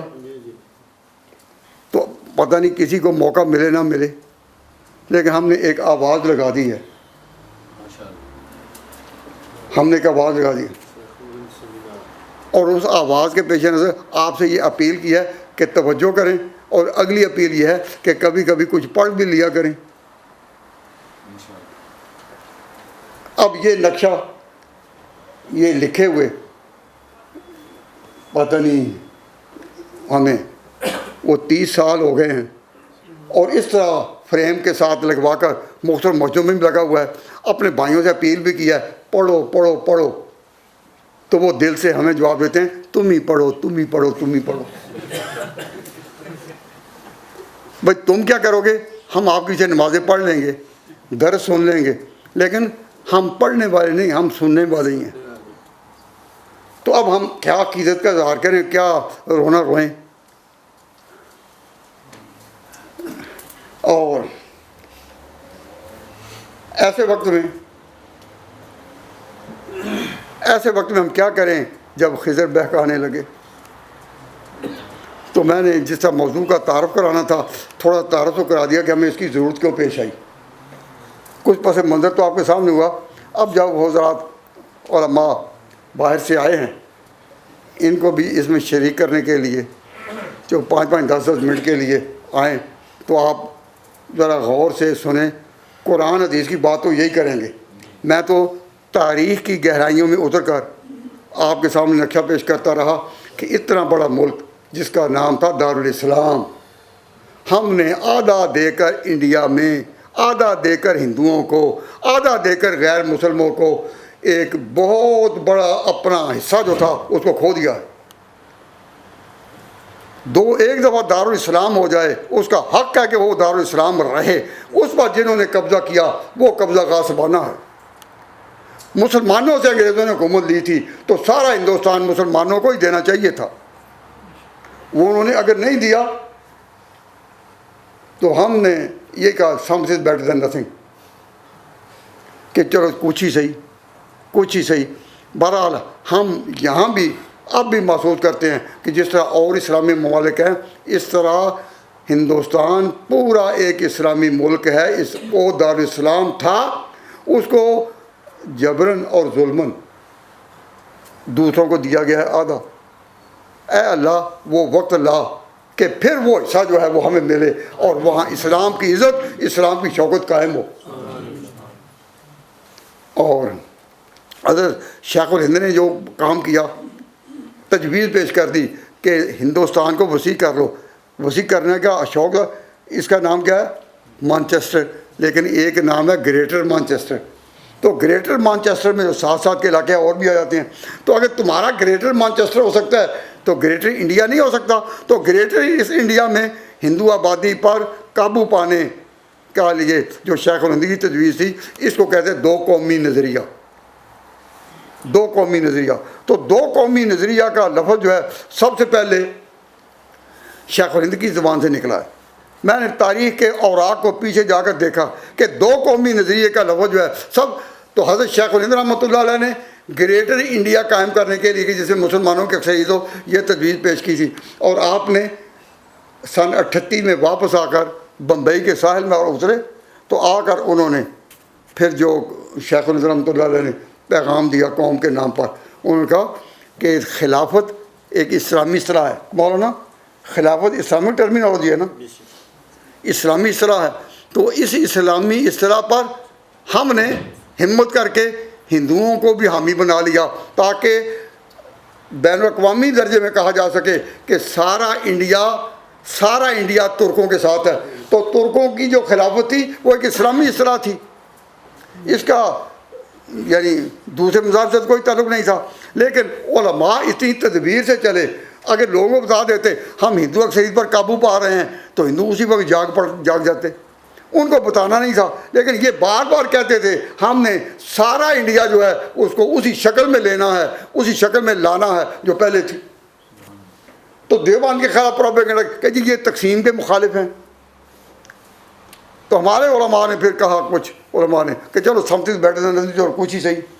تو میں اپنی بات ختم کرتا ہوں. اللہ تعالیٰ توفیق آپ کہیں اللہ تعالیٰ مجھے صحت بھی دے اور زندگی بھی دے, اور جس طرح دل میں حسرت ہے کہ شیخ الہند کا یہ کام جو ہے اس کے لیے کم از کم 2-3 گھنٹے مجھے تقریر کا موقع ملے اور میں اس پس منظر کو آپ کے سامنے رکھوں. اور یہ جو چارٹ ہے آج کہاں سے لائے ہیں؟ جامعہ سے. مفتی صاحب اس کو لے کر آئے ہیں. مدتوں یہاں بھی رہا, لیکن دیکھنے والے تو بہت ہیں, پڑھنے والا کوئی. ان پر میں اپنی بات جو ہے وہ ختم کرتا ہوں. اور اسی کو بھی یہ نام ہے حضرت مولانا محمود حسن کا. یہ کون ہے جو مولانا حسین احمد مدنی کے بھی استاد ہیں؟ یہ کون ہے جو مولانا انور شاہ محدث کشمیری کے بھی استاد ہیں؟ یہ کون ہے جو مولانا شبیر احمد عثمانی کے بھی استاد ہیں؟ یہ کون ہے جو مفتی اقلیم ہند مفتی کفایت اللہ محدث دہلوی اس کے بھی استاد ہیں؟ یہ کون ہے جو مولانا شریف تھانوی کے بھی استاد ہیں؟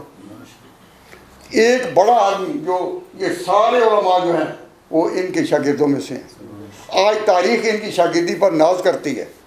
اور انہوں نے وہ علماء پیدا کیے کہ مصر کے جامعہ ازہر کے ایک بڑے عالم رشید رضا جب ہندوستان کے دورہ میں آئے اور جب واپس گئے تو انہوں نے جا کر رپورٹ دی کہ میں ہندوستان میں گیا ہوں, علماء کی محفلوں میں گیا ہوں, خانقاہوں میں گیا ہوں, میں مدارس میں گیا ہوں, ان کی مساجد میں گیا ہوں, لیکن جب میں دیوبند پہنچا ہوں تو مجھے اثر علم نظر آیا. تو آخر میں اس کا جملہ ہے لولم اراہا رضیات من الہند حزینا, اگر میں دیوبند کو نہ دیکھتا تو میں ہندوستان سے غمگین ہی آتا.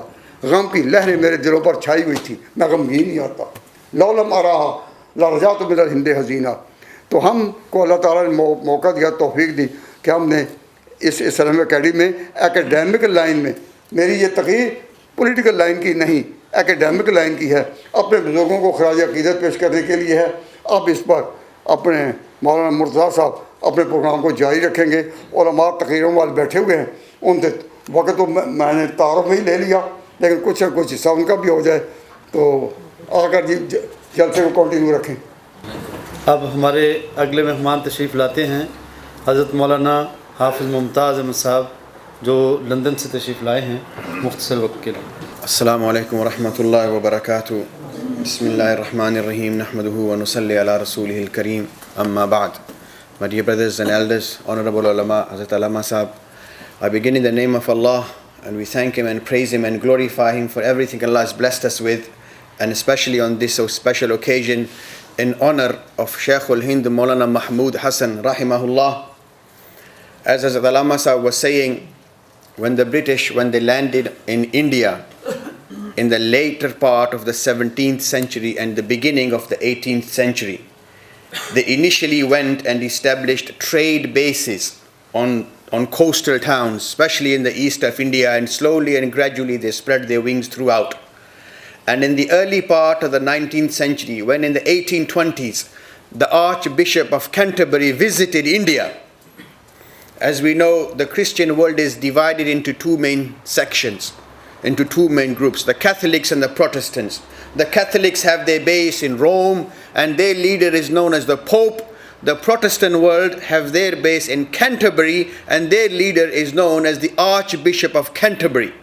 Because India at the time was controlled and was part of the British Empire, so when the Archbishop of Canterbury visited India in the 1820s, it's on record, and British historians have accepted and written and documented this. He declared openly that India is now under the control of the British, so it's only right that Indians should adopt Christianity, which is the faith and belief and religion of the British Empire. And not just Muslims, Hindus and Sikhs feared for the future of their generations and thought that the future generations will have no options but to become Christians. And in 1857, when under the leadership of Haji Imdadullah Muhajir Makki, he was the Amir of the struggle, Maulana Muhammad Qasim Nanotwi rahmatullah alayhi, he was the general, Maulana Rashid Ahmad Gangohi rahimahullah was the Qadi. They started their struggle, and Hazrat Allama Sahab was saying the rising was quashed and oppressed. Haji Sahab rahmatullah alayhi had to flee to Makkatul Mukarrama. Maulana Qasim Nanotwi and Maulana Rashid Ahmad Gangohi, who were his right-hand men at the time, they also put in a request, Hazrat, allow us, we want to accompany you on your journey to Makkah out of India, because then warrants were issued for the arrest of anybody who was involved in this uprising. Maulana Qasim Nanotwi, he took an active role, he played an active part in this struggle, and in fact, Maulana Munazir Ahsan Gilani rahmatullah alayhi has written in Sawani Qasimi that in 1857, in that struggle in Shamli, Maulana Qasim Nanotwi was actually shot through the head, and at one stage people saw that all his clothes were covered in blood. But when the people approached him, Maulana Rashid Ahmad Gangohi and others, when they came together and saw him, they saw that although he was covered in blood, but there was no wound. Allah saved him in spite of being shot through the head miraculously at that time. And when they put in the request afterwards and requesting their spiritual leader Haji Imdadullah Sahab to allow them to accompany him to Makkah, he said, no, you must stay here because Allah will take special work from you. And then I will skip the details. In 1866, on the 15th of Muharram, Maulana Qasim Nanotwi, under his guidance, Maulana Fazl Rahman Sahab, Maulana Zulfiqar Sahab, Sayyid Muhammad Abid Rahimahumullah, they established Darul Uloom Deoband, and under a tree, it wasn't even in the hall in the masjid in Deoband, in the forecourt of Chattawali Masjid, under a pomegranate tree, with one teacher, his name was Mullah Mahmud, and one student, Mahmud Hassan, who was also the son of Maulana Zulfiqar Sahab, who was again an associate of Maulana Muhammad Qasim Nanotwi, Maulana Rashid Ahmad Gangohi and the others. Maulana Fazlur Rahman Sahab was their other companion. They established this madrasa. Mullah Mahmud was the teacher, Mahmud Hassan was the student. 15th of Muharram 1866 they started this mission, and when mashallah very soon by the end of the year from Muharram till Ramadan, the number of students had increased to almost 70. Then they established in Rajab Mazahirul Ulum. Then Maulana Qasim Nanotwi Rahmatullah alayh. Then wherever he went, he established a network of madaris. And then when he passed away in the late 1870s, 1879, and then Maulana Mahmud Hassan Rahmahullah eventually became the headmaster and the Sadr Mudarras of Darul Uloom Deoband, where for almost 40 years he taught hadith, and then as Allama Sahib was explaining, secretly planned a revolution. While sitting in Deoband, mashallah, he spread a network out in different parts of the world. And then before he went and left Darul Uloom Deoband to go to Hajj, he had a meeting with many of the prominent ulama, and he addressed them, and he said, for those of you who think teaching and learning Quran and Hadith is noble, he said, may this be blessed for you. But for me, he said, I have seen, because he was born in 1850. In 1857, when the uprising occurred, he was only 7 years old. Then when Darul Uloom Deoband was established in 1866, he was 16 years old. And he said, in front of me, Ustad Muhtaram Maulana Qasim Sahib, when he established Darul Uloom Deoband, he said, yes, they started teaching and learning Quran and Hadith and fiqh and tafsir and these issues. But they had a greater vision. And the vision was to see the independence of Muslim, the restoration of the glory of Islam throughout India. And he said, for those of you for whom teaching and learning only Quran and Hadith is sufficient, he said, may it be Mubarak to you. But in front of me, I have the aims and ambitions of my teachers and my elders. And referring to Maulana Muhammad Qasim Nanotwi Rahmatullah alayh, when he left, and then he proceeded to Makkatul Mukarramah, from where he was arrested and taken to Malta, where for over 3 years he remained in prison. He also wrote a tafsir in that prison, and when he returned, he had fallen severely ill.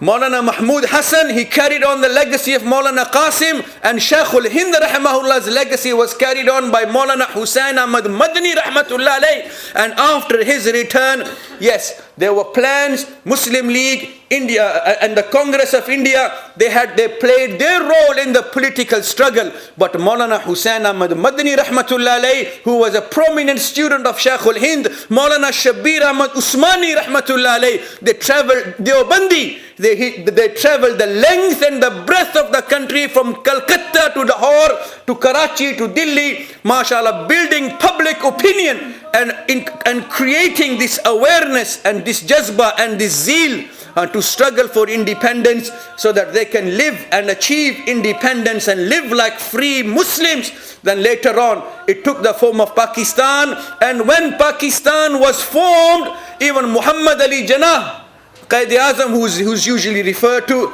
when the time came to raise the flag of Pakistan, he gave that honor and opportunity to none other than Maulana Shabbir Ahmad Usmani Rahmatullah alayh, who was a student of Shaykhul Hind Rahimahullah, and the son of one of the early founders of Darul Uloom Deoband, of Maulana Fazl Rahman Sahib. Maulana Fazl Rahman had 3 sons.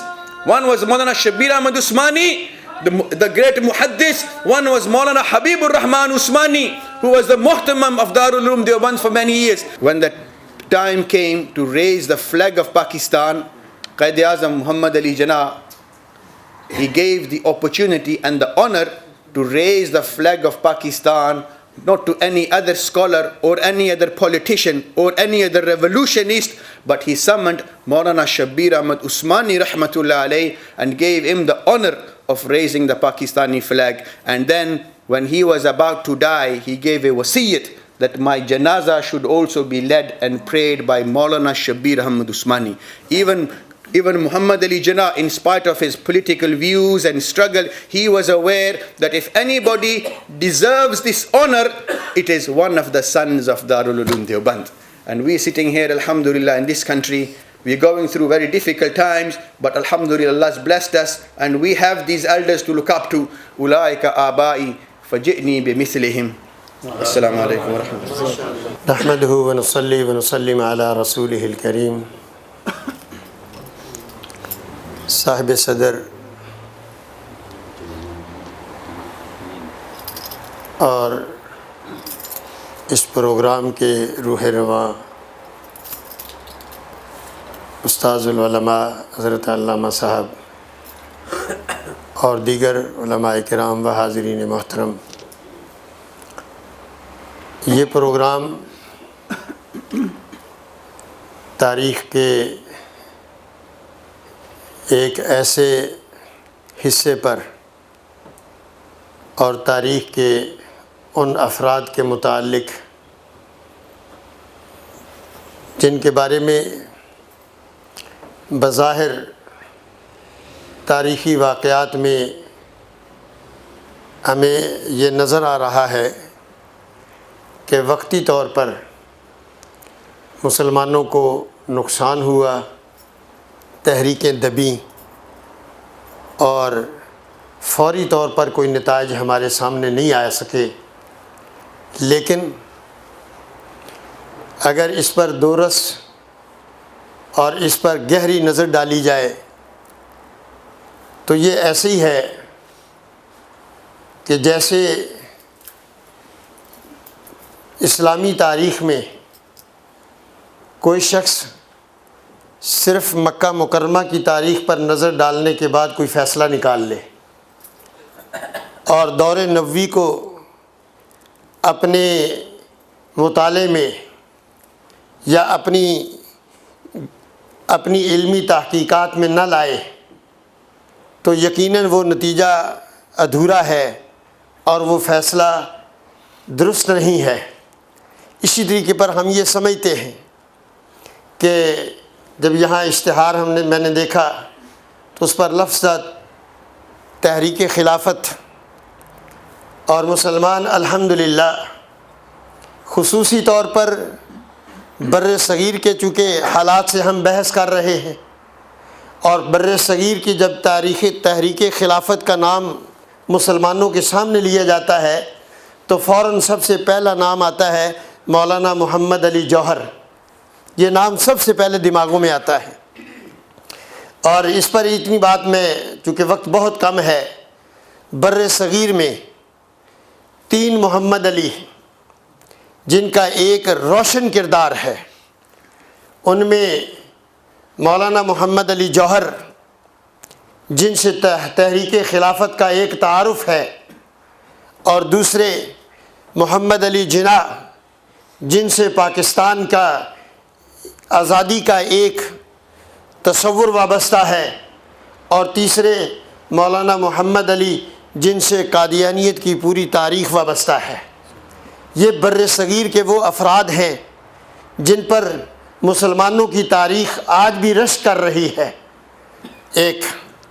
اور دوسری بات یہ ہے، آپ حضرات نے یہ نام بارہا پڑھا ہوگا مولانا محمد علی جوہر، مگر اس پر شاید مجھے اور آپ کو توجہ کی اتنی توفیق نہیں ہوتی، ہم بڑوں کی بات نہیں کر رہے ہیں۔ ہر جوہر کے پیچھے کوئی جوہری ہوتا ہے جو جوہر بناتا ہے۔ اگر ہم غور کریں تو مولانا محمد علی جوہر یہ کیسے جوہر بن گئے؟ کیونکہ یہ لمبی تاریخ کو چھوڑ کر میں مختصر بات کہتا ہوں کہ کانپور میں پیدا ہونے والا ایک بچہ بر صغیر کے افق پر ایسا چھا جاتا ہے اور پھر بر صغیر سے نکل کر یہاں کی برٹش اور انگلینڈ کی یہاں کی وادیوں میں آزادی کا علم اٹھا کر ٹیبل ٹاک پر بیٹھ کر ایک فیصلہ کن بات کہتا ہے، یا تو اپنے ملک کو آزاد دیکھنا چاہتا ہوں یا میں غلام ملک میں مرنا نہیں چاہتا۔ اور جب کوئی شخص امت مسلمہ کی آزادی پر اس قدر متحرک ہو جاتا ہے کہ اس کی مومنٹ کو تحریک کا نام دیا جاتا ہے اور اس کی جد و جہد دنیا میں ایک نمایاں نام پیدا کر لیتی ہے، تو میں سمجھتا ہوں کہ پھر ایسے شخص کے لیے دنیا کے مقدس मुक़द्दस खित्ते अपने दामन को फैलाकर अपने अंदर समोना अपनी सआदत समझते हैं। यही वजह है कि तहरीक खिलाफत का ये इतना बड़ा अजीम मुजाहिद जब इस दुनिया से रुखसत हुआ है यहाँ यूके के अंदर, तो इसको कब्र की जगह बैतुल मुक़द्दस ने दी है। और हम ये समझते हैं कि मुसलमानों के यहाँ बैतुल मुक़द्दस एक मुक़द्दस मकाम है। मक्का और मदीना के बाद सबसे बड़ा रूए ज़मीन पर अगर कोई मुसलमानों के यहाँ मुक़द्दस मकाम है तो वो बैतुल मुक़द्दस है। बैतुल मुक़द्दस की ज़मीन ने मोहम्मद अली जौहर को अपने बदन में जगह देकर ये बात सबत कर दी और तारीख में लिख दी कि मोहम्मद अली जौहर न सिर्फ ये कि मुसलमानों की आबादी और मुसलमानों के अंदर एक पॉपुलर है, बल्कि खुदा की धरती में मुक़द्दस तरीन जगह भी उसको अपने अंदर समोना अपनी सआदत समझती है। तो मेरे भाइयों, मौलाना मोहम्मद अली जौहर, जैसे मैंने कहा हर जौहर के पीछे कोई जौहरी है। अगर हम थोड़ी सी तवज्जो करें तो ये ऑक्सफोर्ड का तालिब इल्म और ये अलीगढ़ का तालिब इल्म जब ये इन कॉलेजों यूनिवर्सिटियों से निकलकर उम्मत मुसलमा की क़यादत और सियादत और उम्मत मुसलमा का दर्द लेकर निकलता है, इसको जौहरी बनाने वाले अल्लामा शिबली नोमानी है। इनकी पुष्ट पर अल्लामा शिबली नोमानी की मेहनत है। और जब ये इस माहौल से निकलकर एक सियासी फ़िज़ा के अंदर आते हैं और एक इस्लामी फ़िज़ा के अंदर जब अपने आप को डालते हैं, तो आपने देखा जैसे हज़रत अल्लामा साहब फरमा रहे थे कि खिलाफत इस्लाम का टाइटल है, खिलाफत इस्लामी टाइटल है। और इस्लामी टाइटल की हिफाजत के लिए ज़रूरी है कि इस जहन के पीछे किसी इस्लामी शख्सियत का, किसी इस्लामी फ़र्द का एक बड़ा हाथ होना चाहिए। तो हम ये देखते हैं बर्रे सगीर की इस तारीख के अंदर ये जहनों को इस मुक़द्दस उन्वान पर और आगे बढ़ाने के लिए और इतने मुतहर्रिक करने के लिए हमने बर्रे सगीर में जब नज़र दौड़ाई तो हमने देखा हज़रत शेखुल हिंद रहमतुल्लाह अलैह अपना एक ऐसा इम्तियाजी मकाम रखते हैं कि जिनके बराबर कोई दूसरा नहीं है। आज हिंदुस्तान के मुल्क के अंदर बर्रे सगीर की तारीख के अंदर गांधी को बड़ा नाम दिया जाता है। हम इस मैसेज टीवी के ज़रिए से पूरी बर्रे सगीर की उस कम्युनिटी को जो गांधी को बड़ा लीडर समझती है, हम ये समझते हैं कि जब शेखुल हिंद मौलाना महमूद अल हसन देवबंदी रहमतुल्लाह अलैह इस मूवमेंट की तहरीक को आगे बढ़ा रहे थे, जब उम्मत मुसलमा के लिए प्लान बना रहे थे, गांधी उस वक़्त सियासत के मकतबे में एक तालिब इल्म, एक तिफल, एक बच्चे की हैसियत रखता था। इसीलिए जब बड़ों की तरबियत जो है उसके पीछे और बड़ों के ख्यालात और बड़ों के तजर्बात से उसने फ़ायदा उठाया, तो उसने अपनी कौम को जो है एक नारा भी दिया, अपनी कौम को एक अंदाज़ा भी दिया, अपनी कौम को एक रास्ता भी दिया। लेकिन हम ये देखते हैं कि यही गांधी जैसे हज़रत फरमा रहे थे, ये तो हिंदू मज़हब वाला था और हिंदू मज़हब में खिलाफत की और हिंदू ज़हनियत के साथ और हिंदूइज़्म के साथ खिलाफत की तहरीक में कैसे मामूल हो सकता है। तो हम ये समझते हैं कि मौलाना मोहम्मद अली जौहर, मौलाना शौकत अली और इनके साथ दूसरे इनके रुफ़क़ाए कराम ने ऐसा सियासी माहौल बनाया, इतनी बसीरत के साथ काम किया है और ये सबक पढ़ाया। अगर तुम आज़ादी चाहते हो तो आज़ादी के लिए और कोई राह नहीं है सिवाय इसके कि मुसलमान और इस खित्ते का हिंदू मुश्तरका तौर पर उस विदेशी के खिलाफ ये देसी लोग इकट्ठे होकर अगर मूवमेंट चलाते हैं, तो कल इस आज़ादी के इस समर से, आज़ादी के इस दरख्त से, आज़ादी के इस नफ़े से मुसलमान भी फ़ायदा उठाएगा, हिंदू भी फ़ायदा उठाएगा। इस जहन को लेकर वक्त नहीं मैं बात को ख़त्म करूँ, हज़रत अल्लामा साहब का हुक्म मुझे ये कि थोड़े मिनट के लिए, तो मैं ये बात कहना चाह रहा हूँ कि मौलाना मोहम्मद अली जौहर रहमतुल्लाह अलैह जब हालात पर तजिया करने के बाद इस नतीजे पर पहुँचे और उन्होंने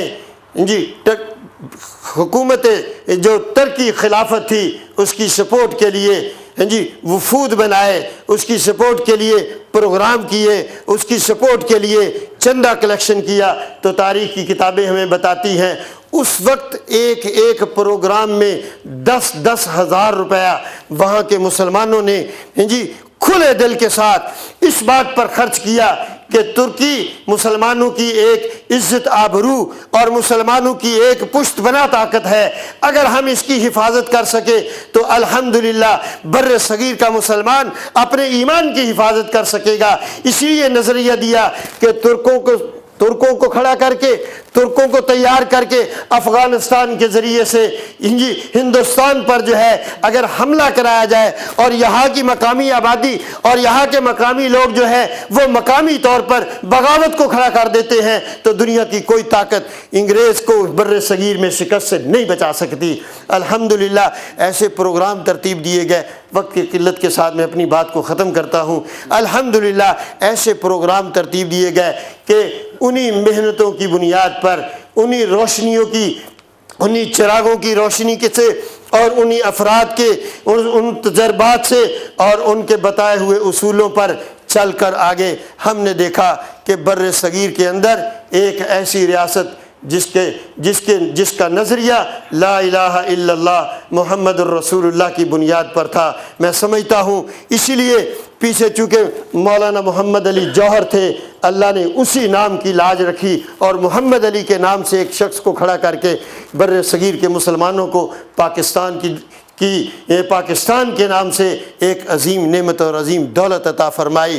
ہماری ذمہ داری ہے، ہماری ذمہ داری ہے، ہماری ڈیوٹی ہے کہ ہم دھرتی پر اس ملک کے ایک ایک ذرے کی، ایک ایک قطرے کی، ایک ایک انچ کی ہم حفاظت کریں.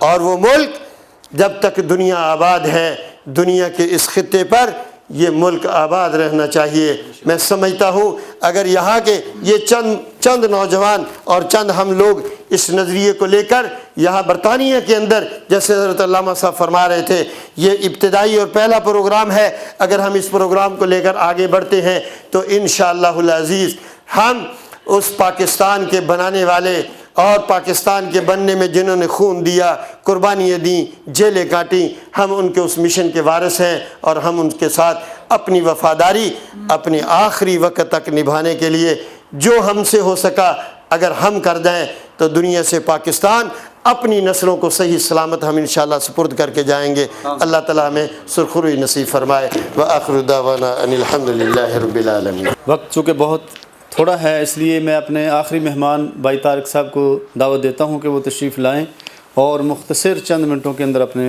خیالات کا اظہار فرمائیں. بسم اللہ الرحمن الرحیم نحمدہ ونصلی علی رسولہ الکریم. صاحب صدر محترم نیاز محمد صاحب اور معزز علماء کرام اور والد محترم، کھانے اور اس مبارک مجلس کی جو پروگرام چل رہا ہے اس میں حائل ہونا بھی بہت مشکل کام ہے، اس لیے کہ اگر دیر ہوئی تو پیٹ جو ہے وہ بھی شکایت کرے گا، شکوہ کرے گا. بہرحال مختصر وقت میں موضوع کی طرف رجوع کرتے ہیں. جس وقت انگریز حکومت ہندوستان پر قابض ہو گئی، باہر کے ملک سے آنے والے لوگ جو ہیں وہ قابض ہو گئے، جو مقامی آبادی تھی وہ محکوم ہو گئی، اس وقت مسلمانوں کی سوچ کیا تھی اور غیر مسلموں کی سوچ کیا تھی، اس کی طرف صرف ایک نقطہ جو ہے آپ کی توجہ دلا کر آپ سے اجازت چاہوں گا. اللہ پاک نے مسلمانوں کو جو ہدایت دی ہے، اللہ اپنا پاک کلام عطا فرمایا ہے، اس میں ہمیں جو یہ ہدایت ملی ہے کہ ہم نماز کو قائم کریں، یعنی نماز پڑھیں، نماز قائم کریں. اسی پروگرام کے حصے میں اذان کی آواز آ رہی تھی. اذان کا مقصد کیا ہے؟ اذان کا مقصد یہ ہے لوگوں کو نماز کے لیے بلایا جائے. اس کی توجہ اور اس کا مرکز مسجد کے باہر والے ہیں. ہاں اگر کوئی پروگرام نہ ہو رہا ہو تو یہ ہے کہ اس کو بھی آپ عبادت بنا سکتے ہیں، اذان کا جواب دے کر آپ ثواب حاصل کر سکتے ہیں. لیکن یہ پروگرام کہ جو اتنے اہم موضوع پر چل رہا ہے، اس میں جو کچھ ہم آپ تفصیلات سن رہے ہیں، ہم جو اپنی تاریخ کو یاد کر رہے ہیں، یہ بھی ہماری ایک ذمہ داری ہے، اس کا بھی ایک مقام ہے. ان دونوں کو آپس میں اس کا تعارض جو ہے وہ پیدا کرنا بالکل غیر مناسب بات تھی. اسی نہج سے ایک اتنے بڑے ملک پر کہ جسے سونے کی چڑیا کہا جاتا تھا، اس ملک پر باہر کے لوگ آ کر قبضہ کرنے اور مقامی آبادی جو ہے اس میں اتنی جان بھی نہ ہو کہ وہ اپنا دفاع کر سکے، وہ اپنی آزادی کو جو ہے وہ برقرار رکھ سکے، قائم رکھ سکے۔ اس صورتحال میں مسلمانوں کی سوچ کیا تھی؟ مسلمانوں کی سوچ یہ تھی کہ ہمیں اگر اس ملک کو دارالاسلام برقرار رکھنا ہے تو ہمیں یہاں پر اتحاد کی فضا قائم کرنی ہوگی۔ اتحاد کی فضا میں نہ صرف مسلمان ایک سیسا پلائی ہوئی دیوار ہوں گے، بلکہ وہاں کے مقامی لوگ جو ہیں وہ بھی مسلمانوں کے ساتھ شامل ہوں گے، اور وہاں پر مسلمانوں کا اور غیر مسلموں کا اتحاد ہوگا۔ مقامی لوگ جو ہیں وہ مل کر ایک مضبوط قوت کے طور پر جو ہے وہ اپنا وجود پیش کریں گے۔ اور قابضین کی کیا خواہش تھی؟ قابضین کی یہ خواہش تھی کہ اگر یہ لوگ متحد ہو جائیں تو ہماری قوت تو بالکل بیکار ہو جائے گی اور ہمیں یہاں سے نکال دیا جائے گا، اور ہم جو سونے کی چڑیا کو لوٹ رہے ہیں اور اس کے پروں میں سے جو ہم پروں کو نکال رہے ہیں، اس کو جو کمزور کر رہے ہیں، اس کو جو خالی کر رہے ہیں، جو اس کو کنگال کر رہے ہیں، ہمارا یہ منصوبہ ناکام ہو جائے گا۔ اور وہ ملک کہ جس کے دارالخلافہ میں پانی کے نکاس کا بھی انتظام نہ تھا، لوگ گندے پانی کو پینے کے پانی کے طور پر استعمال کرتے تھے، اس وقت سونے کی چڑیا سے اور باہر کی دنیا میں جو یہ نوآبادی نظام قائم کیا گیا، اس سے پوری دنیا کو لوٹ کر ایک ملک کو اتنا مضبوط بنا دیا گیا کہ اس کا نام ہی پھر گریٹ بن گیا۔ تو اس لحاظ سے یہ یاد رکھیے کہ اس وقت ان کی قابضین کی کیا سوچ تھی۔ قابضین کی سوچ یہ تھی کہ مسلمانوں کو جن سے انہوں نے حکومت جو ہے وہ حاصل کی، ان کو وہ اپنا مد مقابل سمجھتے تھے، اور مسلمانوں کے وجود کا امتیازی نشان اس وقت خلافت تھا۔ اس وقت اگر مسلمانوں کے جس طرح اس وقت سپر پاورز کسی وقت بھی سپر پاورز ہوتی ہیں، اس لحاظ سے اس زمانے میں مسلمانوں کی خلافت اگرچہ کمزور تھی مگر اس کے باوجود وہ دیگر قوتوں کے مقابلے میں ایک نشان تھی۔ اس وقت خلافت کو ختم کرنا پوری دنیا پر اپنے قبضے کو مستحکم کرنے کا جو ہے وہ تو ذریعہ تھا۔ تو ہندوستان میں مسلمانوں کی جو یہ کوشش تھی کہ مسلمان نہ صرف متحد ہو بلکہ مسلمان تو متحد ہے ہی، بلکہ ان کے ساتھ غیر مسلمین جو ہیں وہ بھی ان کے ساتھ اتحاد کا اظہار کریں اور اعلان کریں، یہ مسلمان حاصل کر رہے تھے۔ اور مسلمانوں کا دشمن اس وقت یا غیر ملکی قابضین جو تھے وہ اس وقت یہ پلان بنا رہے تھے کہ جہاں پر بھی، جس گاؤں میں بھی، جس شہر میں بھی کسی صاحب استعداد آدمی کو دیکھا کہ اس کے پیچھے 4 لوگ جو ہیں وہ چلنے والے ہیں، اس کی بات سنی جاتی ہے، یہ اپنی قوم میں ایک لیڈر کے لحاظ سے پہچانا جاتا ہے، ان سب کے ساتھ رابطہ قائم کیا۔ انہوں نے کہا دیکھیں آپ بہت سمجھدار ہیں، آپ بہت علم والے ہیں، ہم آپ کی مالی امداد کریں گے، ہم آپ کی حکومت ہیں، ہم یہ ذمہ داری سمجھتے ہیں کہ ہم آپ کے ساتھ پورا تعاون کریں۔ آپ اپنے لیڈرشپ کا، آپ اپنے بڑا ہونے کا، آپ اپنا یگانہ ہونے کا اعلان کریں۔ اور اس میں علماء کرام کو بھی دعوت دی گئی کہ آپ اپنی بڑی مسجد بنائیں، آپ اپنا ایک مسلک جو ہے اس کو ترویج دینے کی کوشش کریں۔ انہوں نے دیکھا کہ بعض لوگ ایسے ہیں کہ جو نماز میں آمین بلند آواز سے کہتے ہیں، ان کے ساتھ رابطہ قائم کیا، کہا یہ آپ کیوں کہتے ہیں، باقی لوگ نہیں کہتے۔ وہ کہنے لگے کہ ہماری تحقیق یہ ہے کہ یہ ایسا کہنا چاہیے، یہی سنت کے مطابق ہے۔ انہوں نے کہا تو ہم آپ کو مسجد بنانے کے لیے آپ سے تعاون کرتے ہیں، آپ اپنا الگ ادارہ قائم کریں اور آپ اپنا کام ترویج کریں، آپ اپنے دین کو پھیلانے کی کوشش کریں۔ اسی طریقے سے کسی جگہ پر جمعرات کے روز یا کوئی پروگرام کیا جاتا تھا، ان سے کہا گیا کہ آپ یہ پروگرام کرتے ہیں، تمام مسلمان ایسا نہیں کرتے، آپ کیوں کرتے ہیں؟ وہ کہتے ہیں اپنے حبیب صلی اللہ علیہ وسلم سے محبت کا اظہار اس طریقے سے کرتے ہیں۔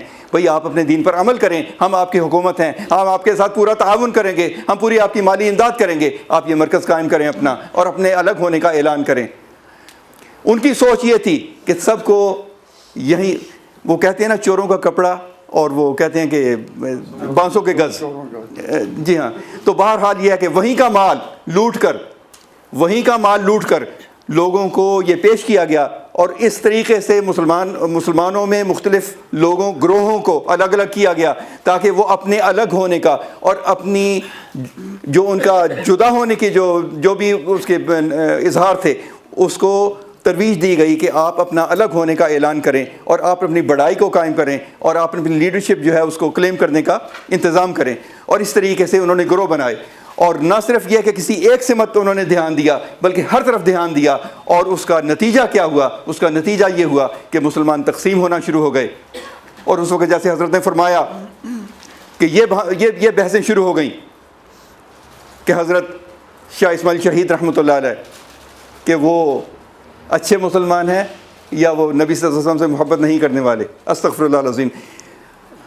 یہ کیسے ہو سکتا ہے کوئی نبی کا کلمہ پڑھے اور نبی کی محبت اس کے لیے سب دنیا کی ہر چیز سے زیادہ عزیز نہ ہو؟ تو یہ صرف بہانے تھے یہ تلاش کرنے کے کہ مسلمانوں کی جو یکجہتی ہے اس کو تقسیم کیا جا سکے. اور اس میں وہ اللہ تعالیٰ کو یہی منظور تھا. اللہ تعالیٰ کے کیا فیصلے ہیں انسان نہیں جانتے.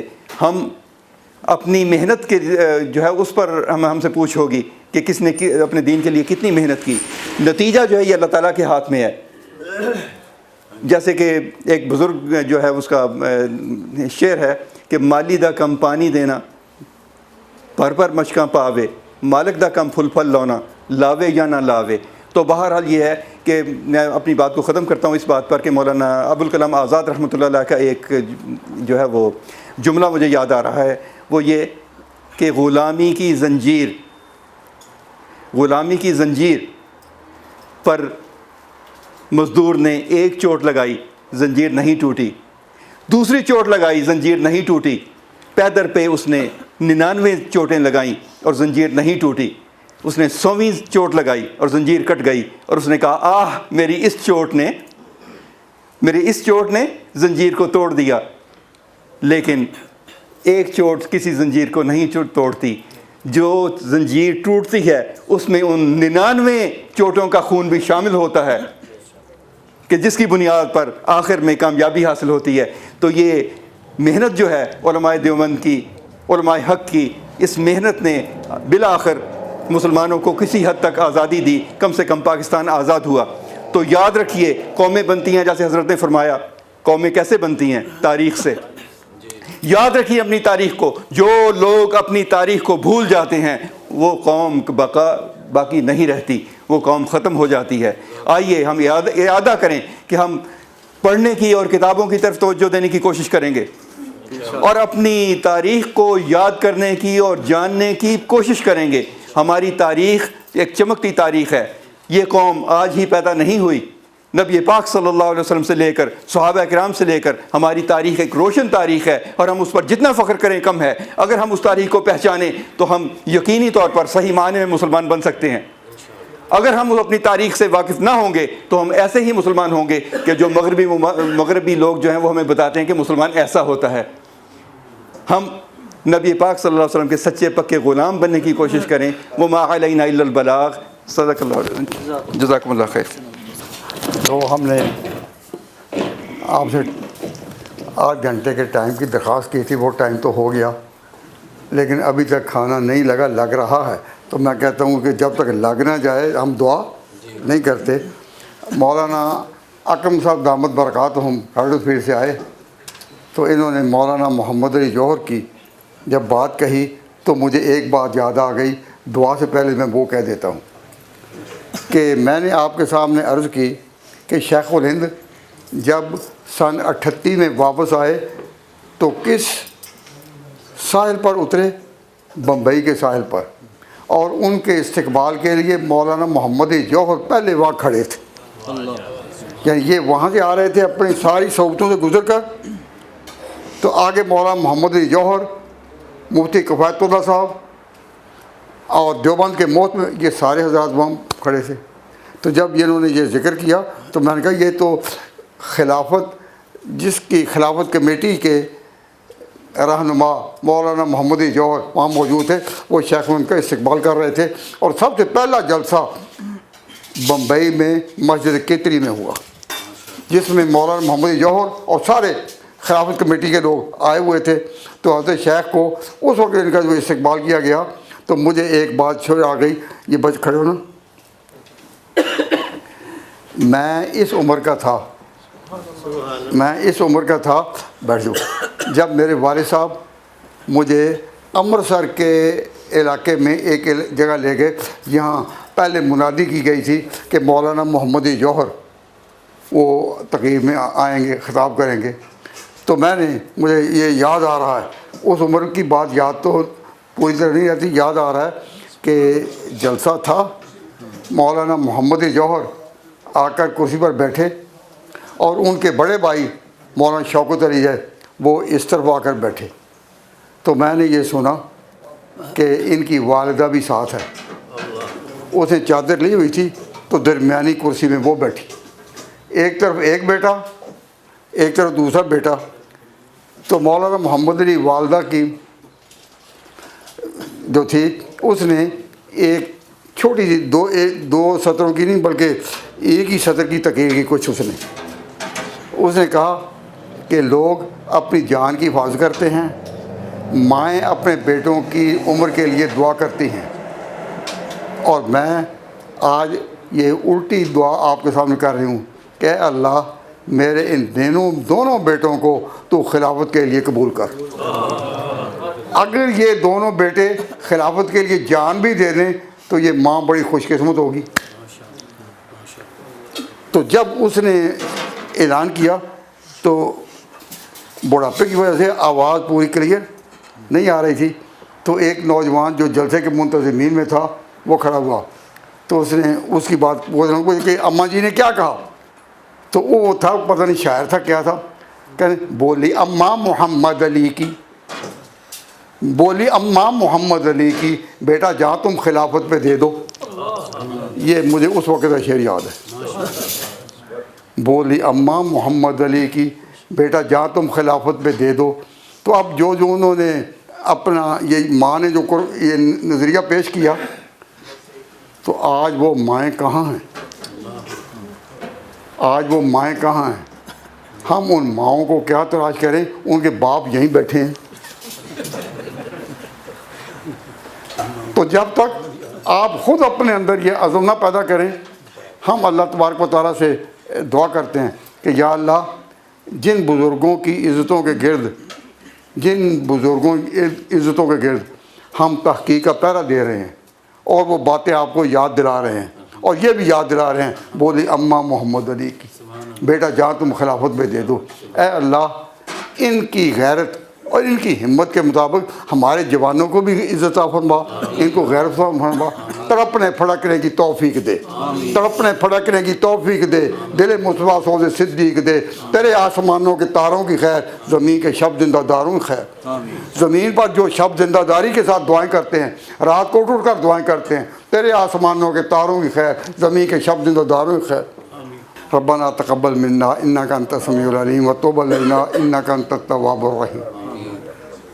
اے پروردگار جو دور سے چل کر آئے ہیں ان کے قدم قدم کو قبول فرما، اپنے حضور میں ان کے قدم قدم قبول فرما. یا اللہ ان کے دلوں میں دل و دماغ میں زندگی اور شعور عطا فرما، معاملات اور دینی باتوں کو سمجھنے کے لیے اویئرنیس عطا فرما، شعور عطا فرما.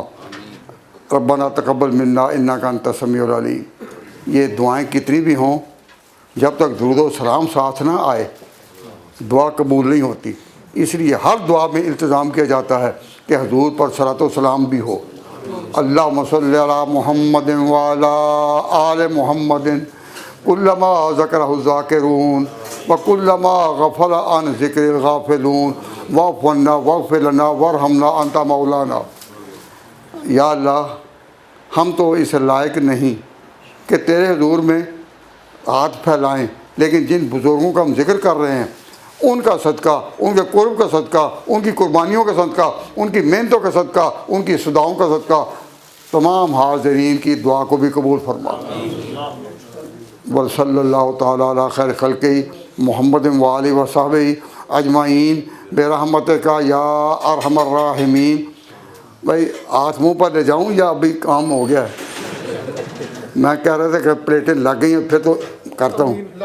جزاک اللہ ماشاء اللہ. بھائی یہ جلسہ مبارک ہو سب کے لیے.